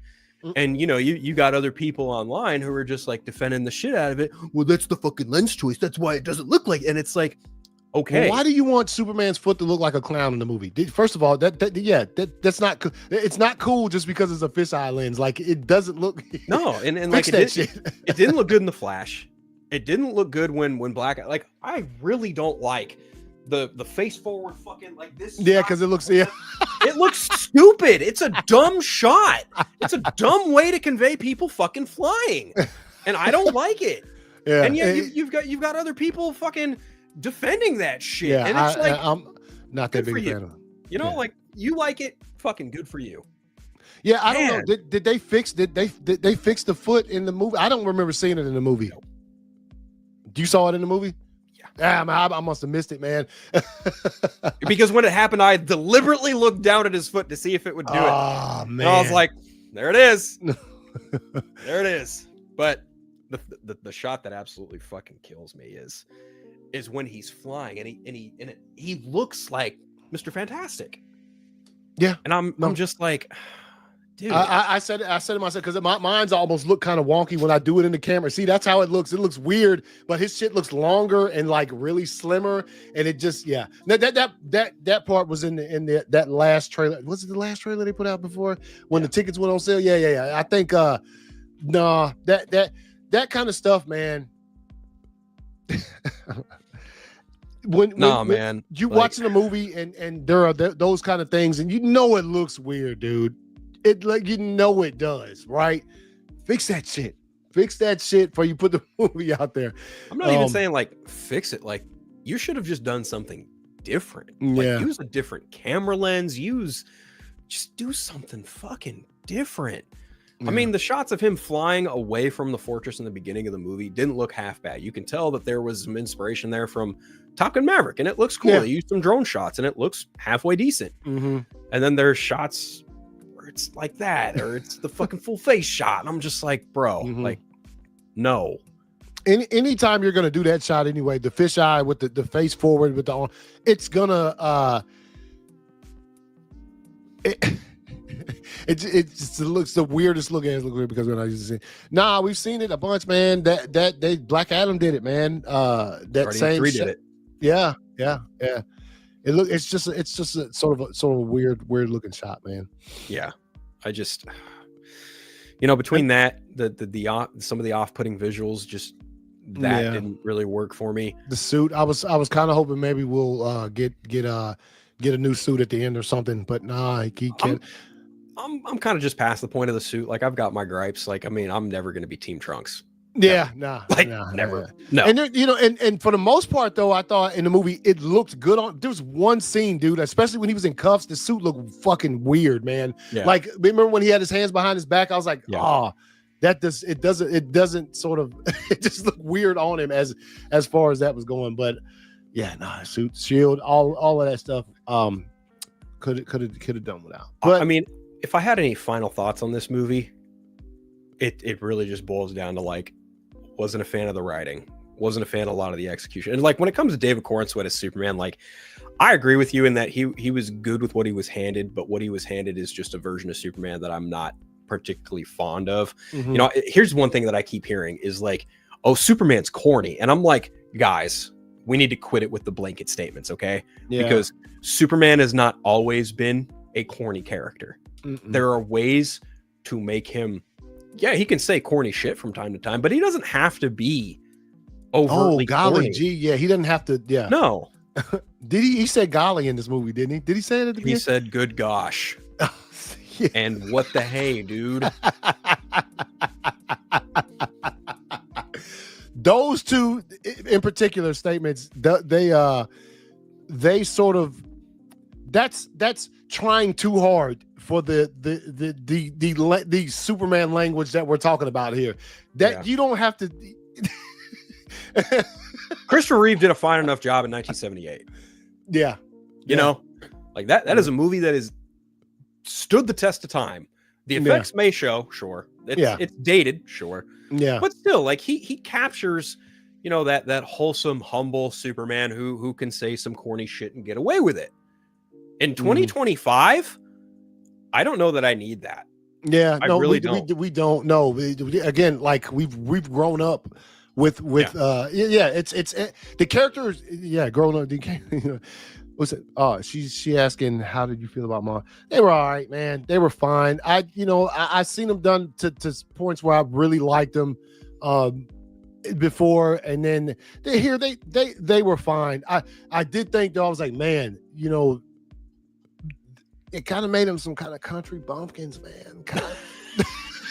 You know what I'm saying? Exact thought I had. I mean, kind of, and I don't really have a problem with that to a certain extent. But I think when I do see it again, I'm sure I'll see it again. Not probably not in movie theaters, but whenever it hits, you know, where I can watch it at the house. Yeah, I'm sure I'm probably gonna have some feelings about just the kind of. I was like, man, I don't want them to be dumb, you know. And the conversation between Clark and Paul Kent on the porch right there was nice. Yeah, but again, you break that shit up with some funny shit, and I'm like, okay, this, you know, just let that moment have its time. And I like that one too, and sort of I liked how emotional Paul Kent was whenever it came to Clark. Like you could tell he really loved that kid. You know what I mean? So, but yeah, sometimes when they were talking, I was like, okay. There's a way that you could say that people are from rural areas without having them sound like that. You know what I'm talking? Yeah. And I live in Georgia, so I hear people talk like that a lot. There's a lot of rural down there. Yeah. I grew up in a farm in California. I can tell you for a fact people don't always talk like that. Yeah. So that was a bit. If people say yeah, I can see that to a certain extent. Because. I got the gist that Gunn wasn't trying to portray them as the smartest people. I'm like, well, fucking they raised this kid. Hey, you know what I mean? They raised Superman. Like they knew he had powers and they had to keep that shit on the wraps. And they're smarter than that.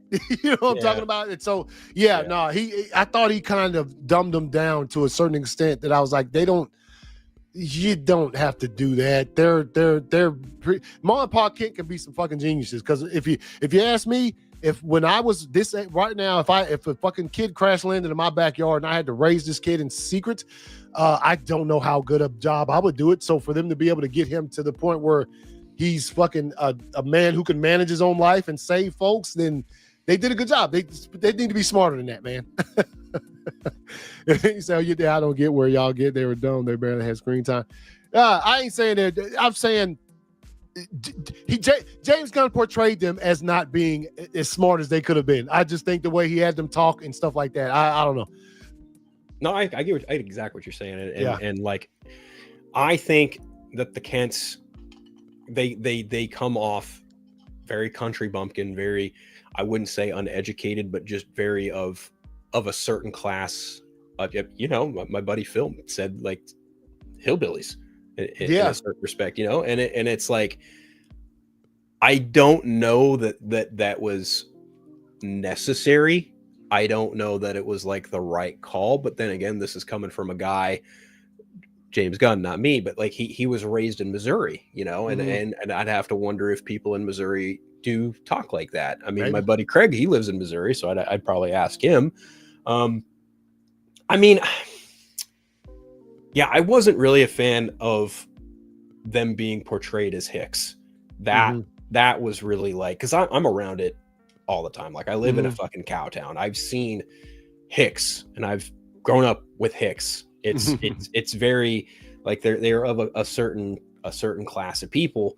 And you know, I like the actors who portrayed the Kents. I thought they were fine. You know, I thought the house and the feel of it was good, but even still, like just turning them into Hicks just really it hit close to home, but not in the way that would resonate. You know what I mean?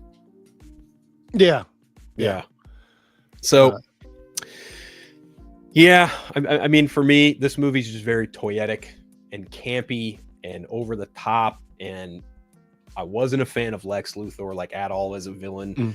Matter of fact, the moment I absolutely checked out of this movie was when it was revealed that, through the dumbest way possible too, because fucking Tessmacher sends Jimmy like all those selfies and shit, but behind her selfies is Lex Luthor's grandmaster plan, right? Yeah. And he's got this, you know, fucking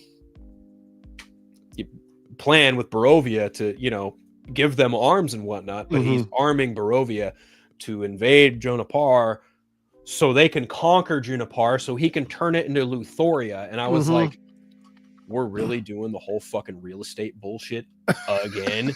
Are you fucking kidding me?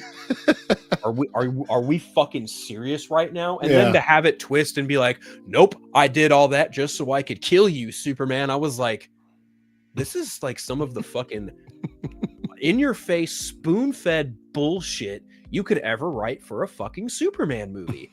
Oh my God.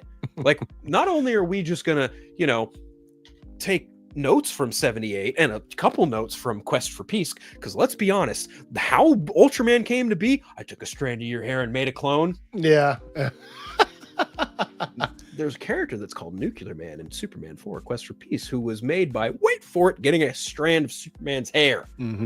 Like, man, James Gunn, you really do love Christopher Reeve's Superman, and it really shows, and that's totally fine.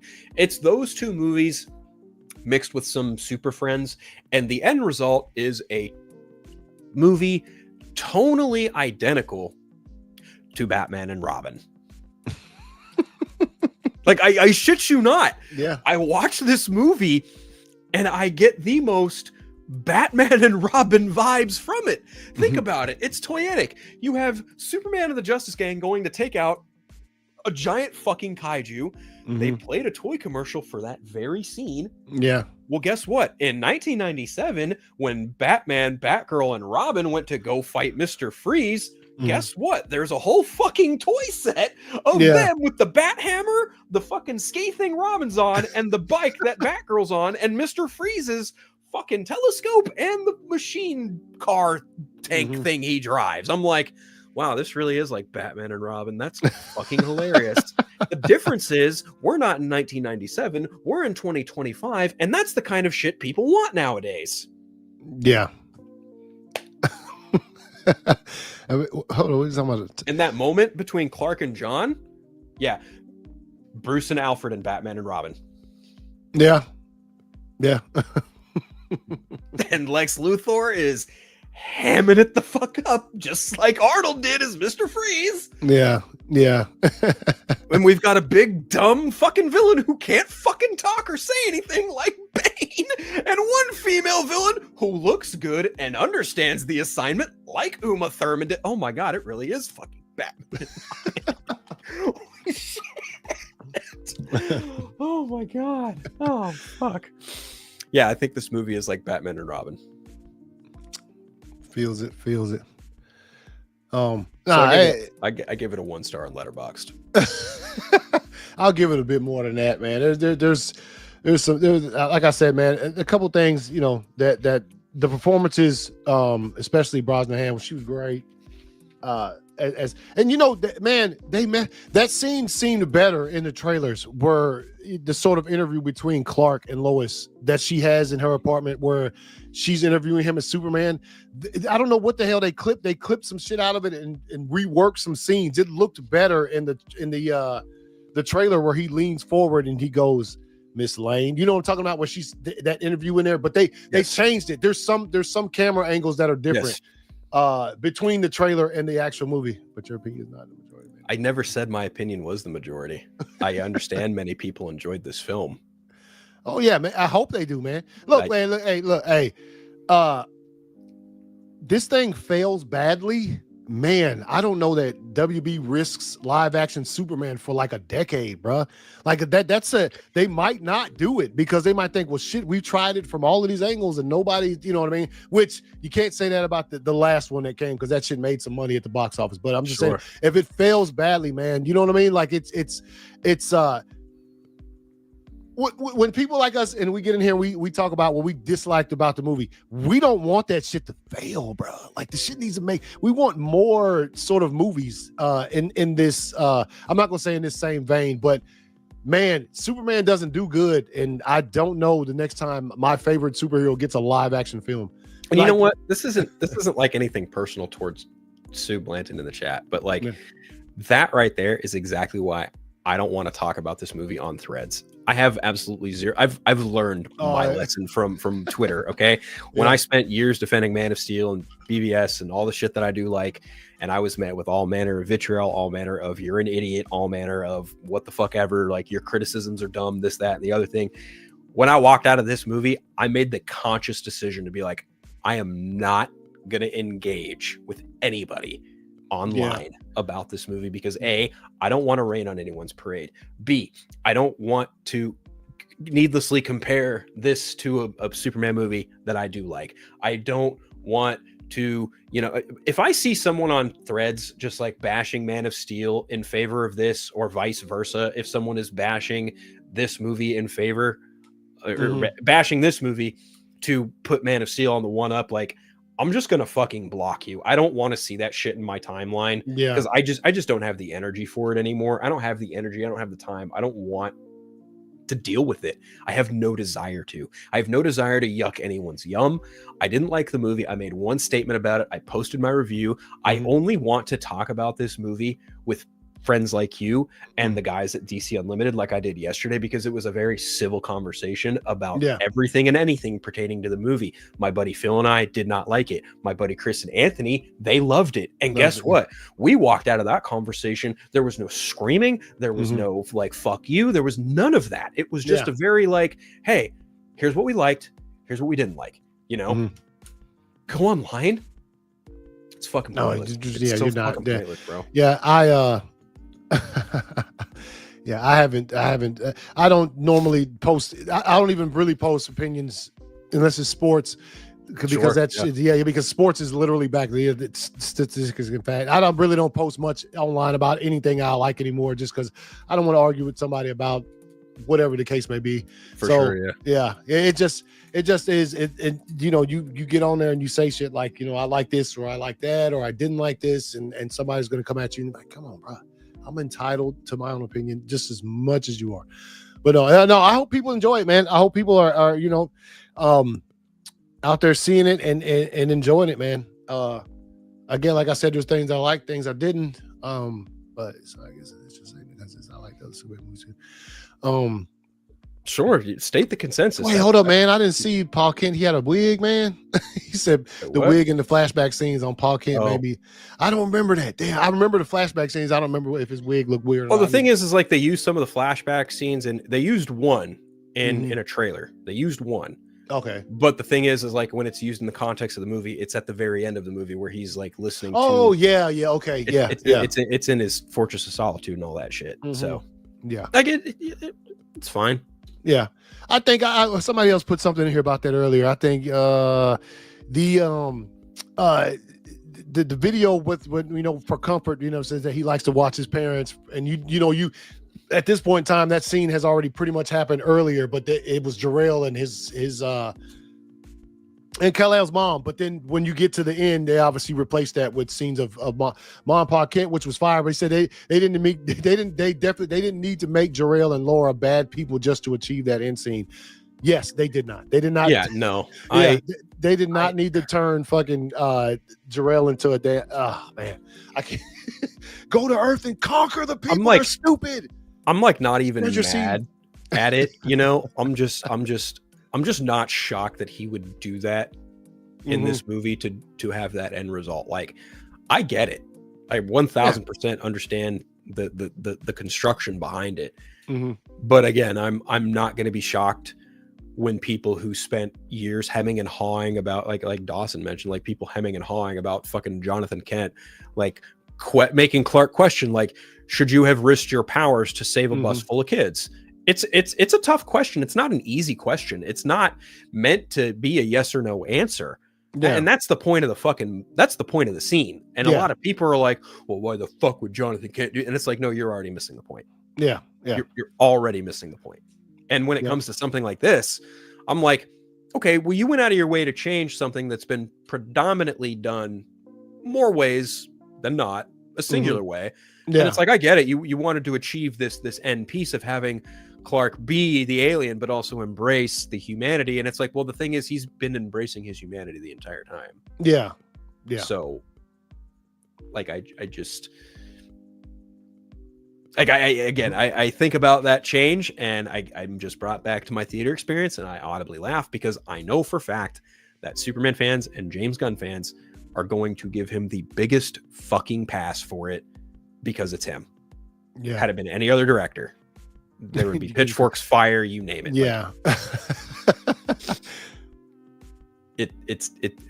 Yes, Sue. It was meant to set up a deeper bond with the Kents, and we understand that. That still doesn't stop it from being a thing that can be criticized. Like, it's when you make such a fundamental change to the core of Superman and like why he was sent to Earth, it wouldn't shock me that fans would be up in arms about it, both sides. Yeah. And if they are, they are. If they're not, they're probably just gonna, again, give James Gunn a fucking pass. They gave James Gunn a pass for making Adam Warlock an absolute dipshit. They gave James Gunn a pass for not making Peter Quill comic book accurate and being the son of Jason of Spartax. They gave James Gunn a pass in the Suicide Squad for fucking making Starro immediately kill people upon latching his star beings onto their faces. Like, James Gunn gets a fucking pass for everything. And I'm not saying that's like a problem. I'm just saying it's funny irony, because had any other director done what he's done in comic book films, they would get their feet dragged through the fire for it. Yeah, crucified. Yeah, for sure. Just keep the same. Just I'm not opposed to sort of a director taking on comic book characters that have decades of history in books and sort of making some changes or making. That's not the problem. It's people don't give the same respect every time. You might not like it, but you still should give the same respect. Like, you know what I mean? Like, it's a director who's directing a movie about a comic book character that sort of put some things in there that hadn't always been in the comics, and that's fine. But fucking, I want to see the same respect given to every single person who's done it. You know, some people get piled on and hated on for it, and like you said, Gunn gets a bit of a pass when it comes to certain decisions he's made with writing. Just give everybody a pass. If you're gonna give somebody a pass, give everybody a pass. If you're gonna talk shit about everybody. Yeah. I can't tell you how many times when I talk about why I don't like James Gunn creatively, and I bring up the fact that he undercuts humor. I bring up the fact that he kind of over-sexualizes women a little bit. I bring up the fact that, like, he has just a habit of just being overtly humorous. And every single time is so quick to be like, but he's got so much heart in his movie. He made you give a shit about a talking raccoon. I'm like, is that really the only defense you guys can come up with? Like, come on, dude. Like, it's okay to criticize Sam Raimi for Spider-Man 3. It's okay to criticize the Russos for Captain America Civil War for being an Avengers 2.5 movie. It's okay to criticize fucking Ryan Coogler for the third act of Black Panther. It's okay to criticize every other fucking comic book director. Notice how I didn't name the one comic book director who gets criticized the most. Yeah. And it's just astonishing to me that, like, James Gunn gets such a pass for all this shit. And I'm just like, you know what? Fuck it. Whatever. Homeboy is head of DC Studios. He can do creatively whatever the fuck he wants. He has no oversight. There is nobody telling him how to do his job. And yet I still see people being like, well, Zaslav writes the fucking checks. And I'm like, Zaslav doesn't give a fuck what happens on DC Studios Live. He could give a rat's ass. As long as there's some cash flowing in that direction. Yeah, it's not gonna care. Yeah, no producer notes because James Gunn thinks he doesn't need notes. Yeah, that much I can assure you. Matter of fact, I can tell you. I'll tell you this. Funny enough, a couple weeks ago, a friend of mine told me about some things internally at DC, and apparently, like, nobody at DC is allowed to talk about the Flash film. Damn, they were all talking about it right before it came out. Mm-hmm. Everybody was like, this is the greatest gun. Because James Gunn was like all in on the Flash. That was the one of the four that he really was like superbly all in on outside of Blue Beetle, I think. And as soon as that movie blew up, like there was a mandate of like, nobody's allowed to talk about this movie. Yeah. Nobody. And it's like, a lot of people are like, well, maybe Warner Brothers shouldn't have given everyone 2 weeks free passes to watch the movie. And it's like, you really think that was a Warner Brothers decision? Yeah. No, because it wasn't. It was a DC Studios decision. We put it to you that way. Yeah. Gunn ain't directed. Yeah, he may not be directing it. He might be writing it.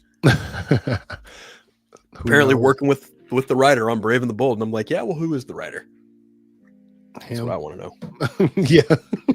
But we are nearing a 2-hour mark. And I think it's actually a really good spot to put a pin in this conversation. And, thank my guest here for joining me to talk about this. Oh, yeah, man. My pleasure, man. Flaws and likes and all, like, I may not have liked it. It may not be. Actually, I think it's like one of the worst comic book films I've ever seen personally. But, if people like it, people like it. I'm in the minority. Like, I don't give a fuck. Like, yeah. Stick to your guns. That's what I said. Yeah, man. Because there's a lot. Like I said, there's a lot. And for me, it's 3 out of 5, 6 out of 10 as far as that goes. The humor and the lineage stuff from Krypton when it came to Laura and Jor-El, that those are the things that knocked it down a lot for me. Like it just the humor and stuff, and of course wonky CG here and there. That shit's gonna happen. Well, it doesn't happen all the time, but that's it's decent. I know I won't be seeing it again until it hits like Max or whatever it's gonna do when it comes to sort of video on demand, but the rest of my my summer movie money is going to the number 4. Yeah. What's funny is like last week when I saw Jurassic World Rebirth, I got the trailer for I Know What You Did Last Summer, and I put out a Threads post. I was like, I can't wait to watch this from the comfort of my own home. Yeah. That they played that trailer played before Superman yesterday. My wife, the only thing she said was, the original is fucking. We loved them. That's it right in our wheelhouse. Like we were, I think, in our 20s when the original came out. So like, but she looked right at me and she goes, Freddie Prinze looks old as fuck, man. I was like, yeah. He does that. Yeah, but not watching that. I'll be at home. Watch it. That's a I'm interested, but again, that's not enough to make me go to theaters to see some no. I can't tell you how many people have been like, I can't wait to watch your review of Superman, and I'm like, did you like it? And they're like, yeah. I was like, yeah, okay. Yeah, I didn't watch yours because when you first dropped it, when it started, I heard you mention spoilers, and I said, okay, I'm gonna watch this after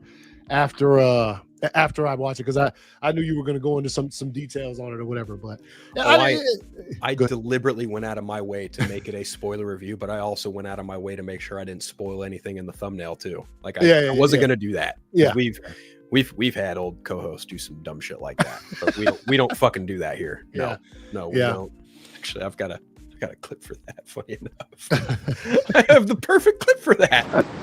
We don't do that here. We don't do that here. Not on this show. No. Like I wanted to give people an opportunity to know about what is in this movie if they were hesitant about it, if they didn't have any desire to watch it, if they wanted suspicions confirmed, or if they wanted to go into it and wonder what did transpire. Like I really just wanted to give people a chance to be like, hey, here's a movie that is probably going to be pretty popular. I didn't like it. Here are the reasons why. Here's the general gist of the plot and things that transpire. If you want to go see it, go see it. If not, whatever. If you want to tell me I'm wrong, by all means, leave it in the comments section. If you want to let me know you're not going to see it, whatever. Like, I really just wanted to give people like a spoiler-free review. Because number one, I didn't have to sign an NDA. Number two, I had the luxury of seeing the Amazon Prime screening. So I was just like, well, if I'm going to see it, I'm going to review it. Yeah. I'm going to be honest. Yeah. So that was kind of my impetus going into it. But I for sure wasn't just going to spoil shit in my thumbnail or even in the description, because I just don't do that. But I wanted to just give people an opportunity to be like, if you're truly curious about this movie, here are my thoughts on it. And here's the general gist of it. So yeah, that's really where it came from. Like I even messaged Meg. I was like, should I do this? And she was like, well, if you might be an asshole if you do it this way. And I was like, yeah, I don't plan on doing it that way. Yeah. You should be fine. I was like, all right, cool. So. Yeah, nah, it's cool, man. Like I said, man, if you want to see it, go see it, man. I mean, shit. Yeah. Maybe you can find it because there's like my local movie theater, they be having like some $7 shows in this bitch and shit, like $7 but you get to see this movie for $7. Yes. it's probably worth $7, but no, if you want to see it, man, I would tell people go see it. I mean, you know, you come here to hear some commentary on it, and we've given you some. Obviously I liked it a little bit more than Phil did, but that's just the way it rolls, man. That's just the way, you know, we all can do what? $7? $7? My local movie theater that's in my town. So Box Office Mojo is being pretty funny right now. Apparently, according to Box Office Mojo, Superman has only made $7 at the worldwide box office. Somebody bought a ticket in Cedartown, Georgia. That's what happened. Somebody bought a ticket in Cedartown. Holy shit, $7, bro. Oh man, that's too funny. Maybe they'll update that shit by midnight, whenever, so they can give their you know, they get that Friday number, and then they make a what you call that? They guess what they're going to get for the rest of the weekend. They make a projection off of Friday's number, so they're like, oh, Friday 51 million. It's probably make 112, you know, whatever. However they come to those numbers. I'm honestly kind of shocked the Friday numbers haven't updated. Yeah, that's crazy. That's $7, dude. Man, if someone clips that and takes that out of context and be like, these guys are saying Superman, I'm just be like, you're an asshole. Okay, yo, relax, dude. It wasn't our fault. That's what it showed up as on when he pulled up Box Office Mojo just then. Good, great. We can be funny here. Yeah, we can be funny here. Come on, man. Yeah. $7, dude. Holy shit. I mean, it made more money than Craven. Whew. Man, you know, Craven one. When I finally saw Craven, I was like, it's all right. I mean, I watched it for free, but you know, okay, that's fair. You know what I mean? Like it was. I watched. It'll come out on digital, whatever, and I was like, it's all right. It's okay. I think a lot of stuff they could have done differently. Aaron Taylor was good, I thought, as Craven. But yeah, you know, Russell Crowe kind of phoned it in that one a little bit. I thought a little bit, yeah. A lot. Russell Crowe got that check. They were like, "Hey, man, we need to be in the superhero movies." Probably, hey, I don't do that shit no more. I've already put some fire superhero performances out there, and then they was like, "Yeah, look at this check though." He's like, "All right, then, man." Maybe they paid him $7, man. He said, "Fuck it." So, by chance, did you see the Wall Street Journal editorial from Saving a Studio? Dude.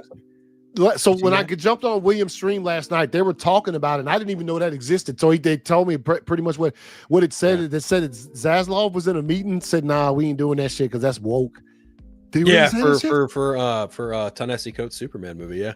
This is gonna be Earth 23. Gonna be Calvin Ellis. They were gonna do that one. I'm trying to find the exact quote here, and it's bruh. I would hope that didn't happen. But you got somebody that's in charge of your shit telling y'all we can't make stuff because it's woke. We got problems. That's I'm trying to find the exact quote because it's it's kind of an implication. It's not an outright thing. Yeah. Like, No. It's pretty fucked up. Like it ain't a good look for David Zaslav. That's for damn sure. Damn it, where is it? What the fuck? It is. Let's see. Oh, here we go. Okay. So around the same time in 2022, I should back up a little bit. So soon after the whole Justice League fiasco, apparently Warner Brothers met with Kevin Feige and tried to convince him to switch sides. And then that just went fucking nowhere for probably pretty obvious reasons. Yes. During a fateful meeting in a Warner Brothers gym, the studio movie chief, Toby Emmerich, told Safran he thought Gunn had been treated unfairly by Disney and asked if his newly unemployed client might be willing to tackle Superman. James Gunn was hesitant. How can you take this character who's perceived as old-fashioned by so many and do it for modern audiences? He recently recalled thinking he instead agreed to make the DC movie Suicide Squad. 8 months after firing him, Disney rehired him for Guardians 3, etc. He agreed to write a script after devising a story he described as both utterly human and utterly fantastic. That's subjective. Then, around the same time in 2022, David Zaslav was exploring how to fix DC. He dismissed as too woke a script being written by Ta-Nehisi Coates about a black Superman in the civil rights era. According to people familiar with the matter, Gunn and Safran could still try to make the movie in the future, some of the people added. Wow. Yeah. That's... Yeah. And, it goes on to say Zaslav started meeting with people who had thoughts on how to fix DC, including actor and professional wrestler Dwayne "The Rock" Johnson. Those talks ended after the Star's DC movie Black Adam flopped, of course. And then during a Zoom meeting with Gunn and Safran in September of 2022 about Superman, that turned into a 3-hour discussion about a life in the meaning of superheroes. Zaslav started thinking they were the leaders for what he was looking for. A lunch on the Warner Brothers lot the next month sealed the deal. So... Wow. Yep. Yeah. It does also say that they plan on doing a Justice League movie after they establish the likes of like Wonder Woman and Batman down the line. And I'm like, well, that's not really surprising. Also, apparently, they're considering TV spinoffs for Mr. Terrific and Jimmy Olsen. I would watch one of those just as so long as James Gunn doesn't write it. Yeah. Jimmy Olsen, what are you doing, man? I don't know. I'm good. Getting his own series. Yeah, that's a bit much. We'll have to Mr. Terrific. I'll watch Mr. Terrific anything, but yeah. We've seen development. We've seen how a Daily Planet show would operate. It's called Powerless. Yeah, exactly. Yep. It wouldn't. I don't think it'd be very interesting. Yeah. And I've had a bunch of people who I'm friends with and a bunch of gun defenders be like, this would be so awesome. I'm like, no, it wouldn't. You can't just do The Office as the Daily Planet, because then you're just ripping The Office. Like it's a dumb idea. I'm sorry, like it's stupid. And then you run into at least once per episode. I mean, at least once per episode, there's going to be whoever it is fighting outside, and they just smashed half your building off. And so let's rebuild. Yeah, that would happen once an episode, and oh shit. My car got crushed by a fucking whatever Superman. You know what I mean? Just that kind of stuff on every episode. You're like, okay, yeah, that's it's not going to work. That show you just mentioned didn't work because of that. So, and they tried to do another version of it called Metropolis. That went nowhere. Mm-hmm. I don't think it's worth it. You can invest in other things. Mm-hmm. You can invest in other avenues. You can invest in characters who actually haven't gotten any screen time. There's a novel concept. Yeah. If you want to do that, you can whatever shows you decide to have, you can have the Daily Planet be a part of those shows as like an underlying sort of connective tissue between DC spinoff shows if you're going to do that, but they don't need their own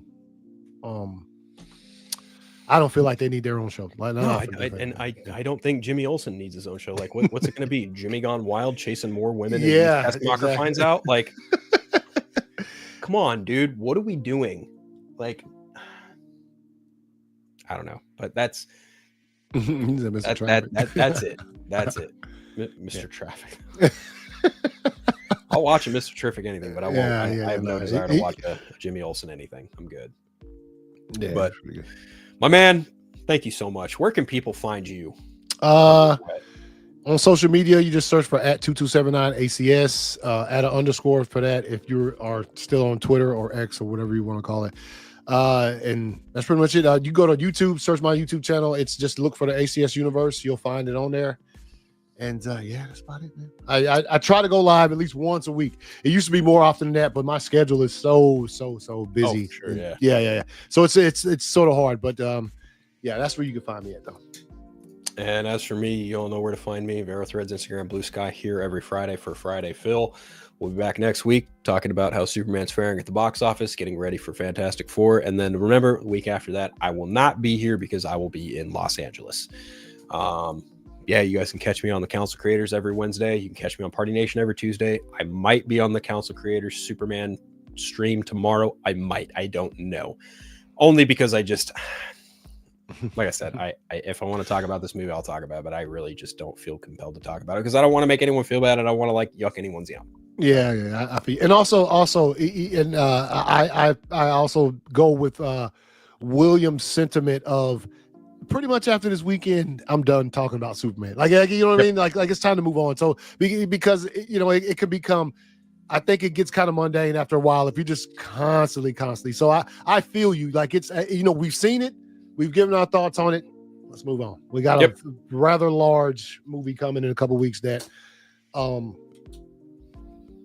has some ramifications, I guess. And a pretty solid fall slate too between Mortal Kombat, Running Man, Predator Badlands. Should look good. Dude, Killer. You saw Killer of Killers? Fuck yeah, I did. Man, that shit was fire, dude. That was the sauce. That was the fucking sauce. Yeah. That animation style too, man. Everything about that's 10 out of 10 for me. What I've seen so far. Matter of fact, last two Prey was fire. And then obviously that. So what they got coming forward, I cannot wait. Have they given a concrete date yet for the Alien show on FX? August. Or is it August? August 12th, I think. Okay, good. Because it comes out like a week or so after the King of the Hill revival. Oh, okay, good. Cool. Which I am very much looking forward to that. Yeah. I am. But yeah, man, appreciate you having me, man. Appreciate it. Yeah, man. Fun. I'll be on the Vodka stream tonight too. I don't know if you're in a show. Are you working tonight?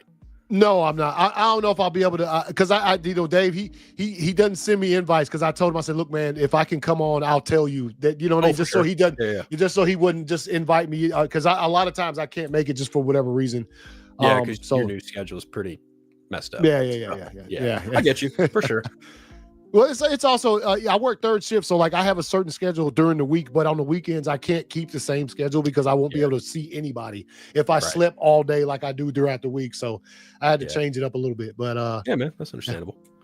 But yeah, guys, you can catch me in about 2 hours, 3 hours, Vodka stream. I'm sure we're gonna have a massive Superman discussion there. Maybe maybe a little bit of Jurassic World Rebirth because I know Dave was sick last weekend. He didn't have a Vodka stream because of that. I was also kind of under the weather last July 4th weekend too. It was really awkward. Like we both ended up getting kind of a similar thing. Like I had an itchy throat and he had a really fucking bad throat. I heard his voice on his out of theater experience or his reaction for Superman. I remember watching that and his voice was a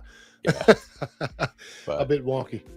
But yeah, guys, thanks for tuning in. We really appreciate it. We'll catch you all next week. Same time, same Philip hour. Take care. Much love. Bye.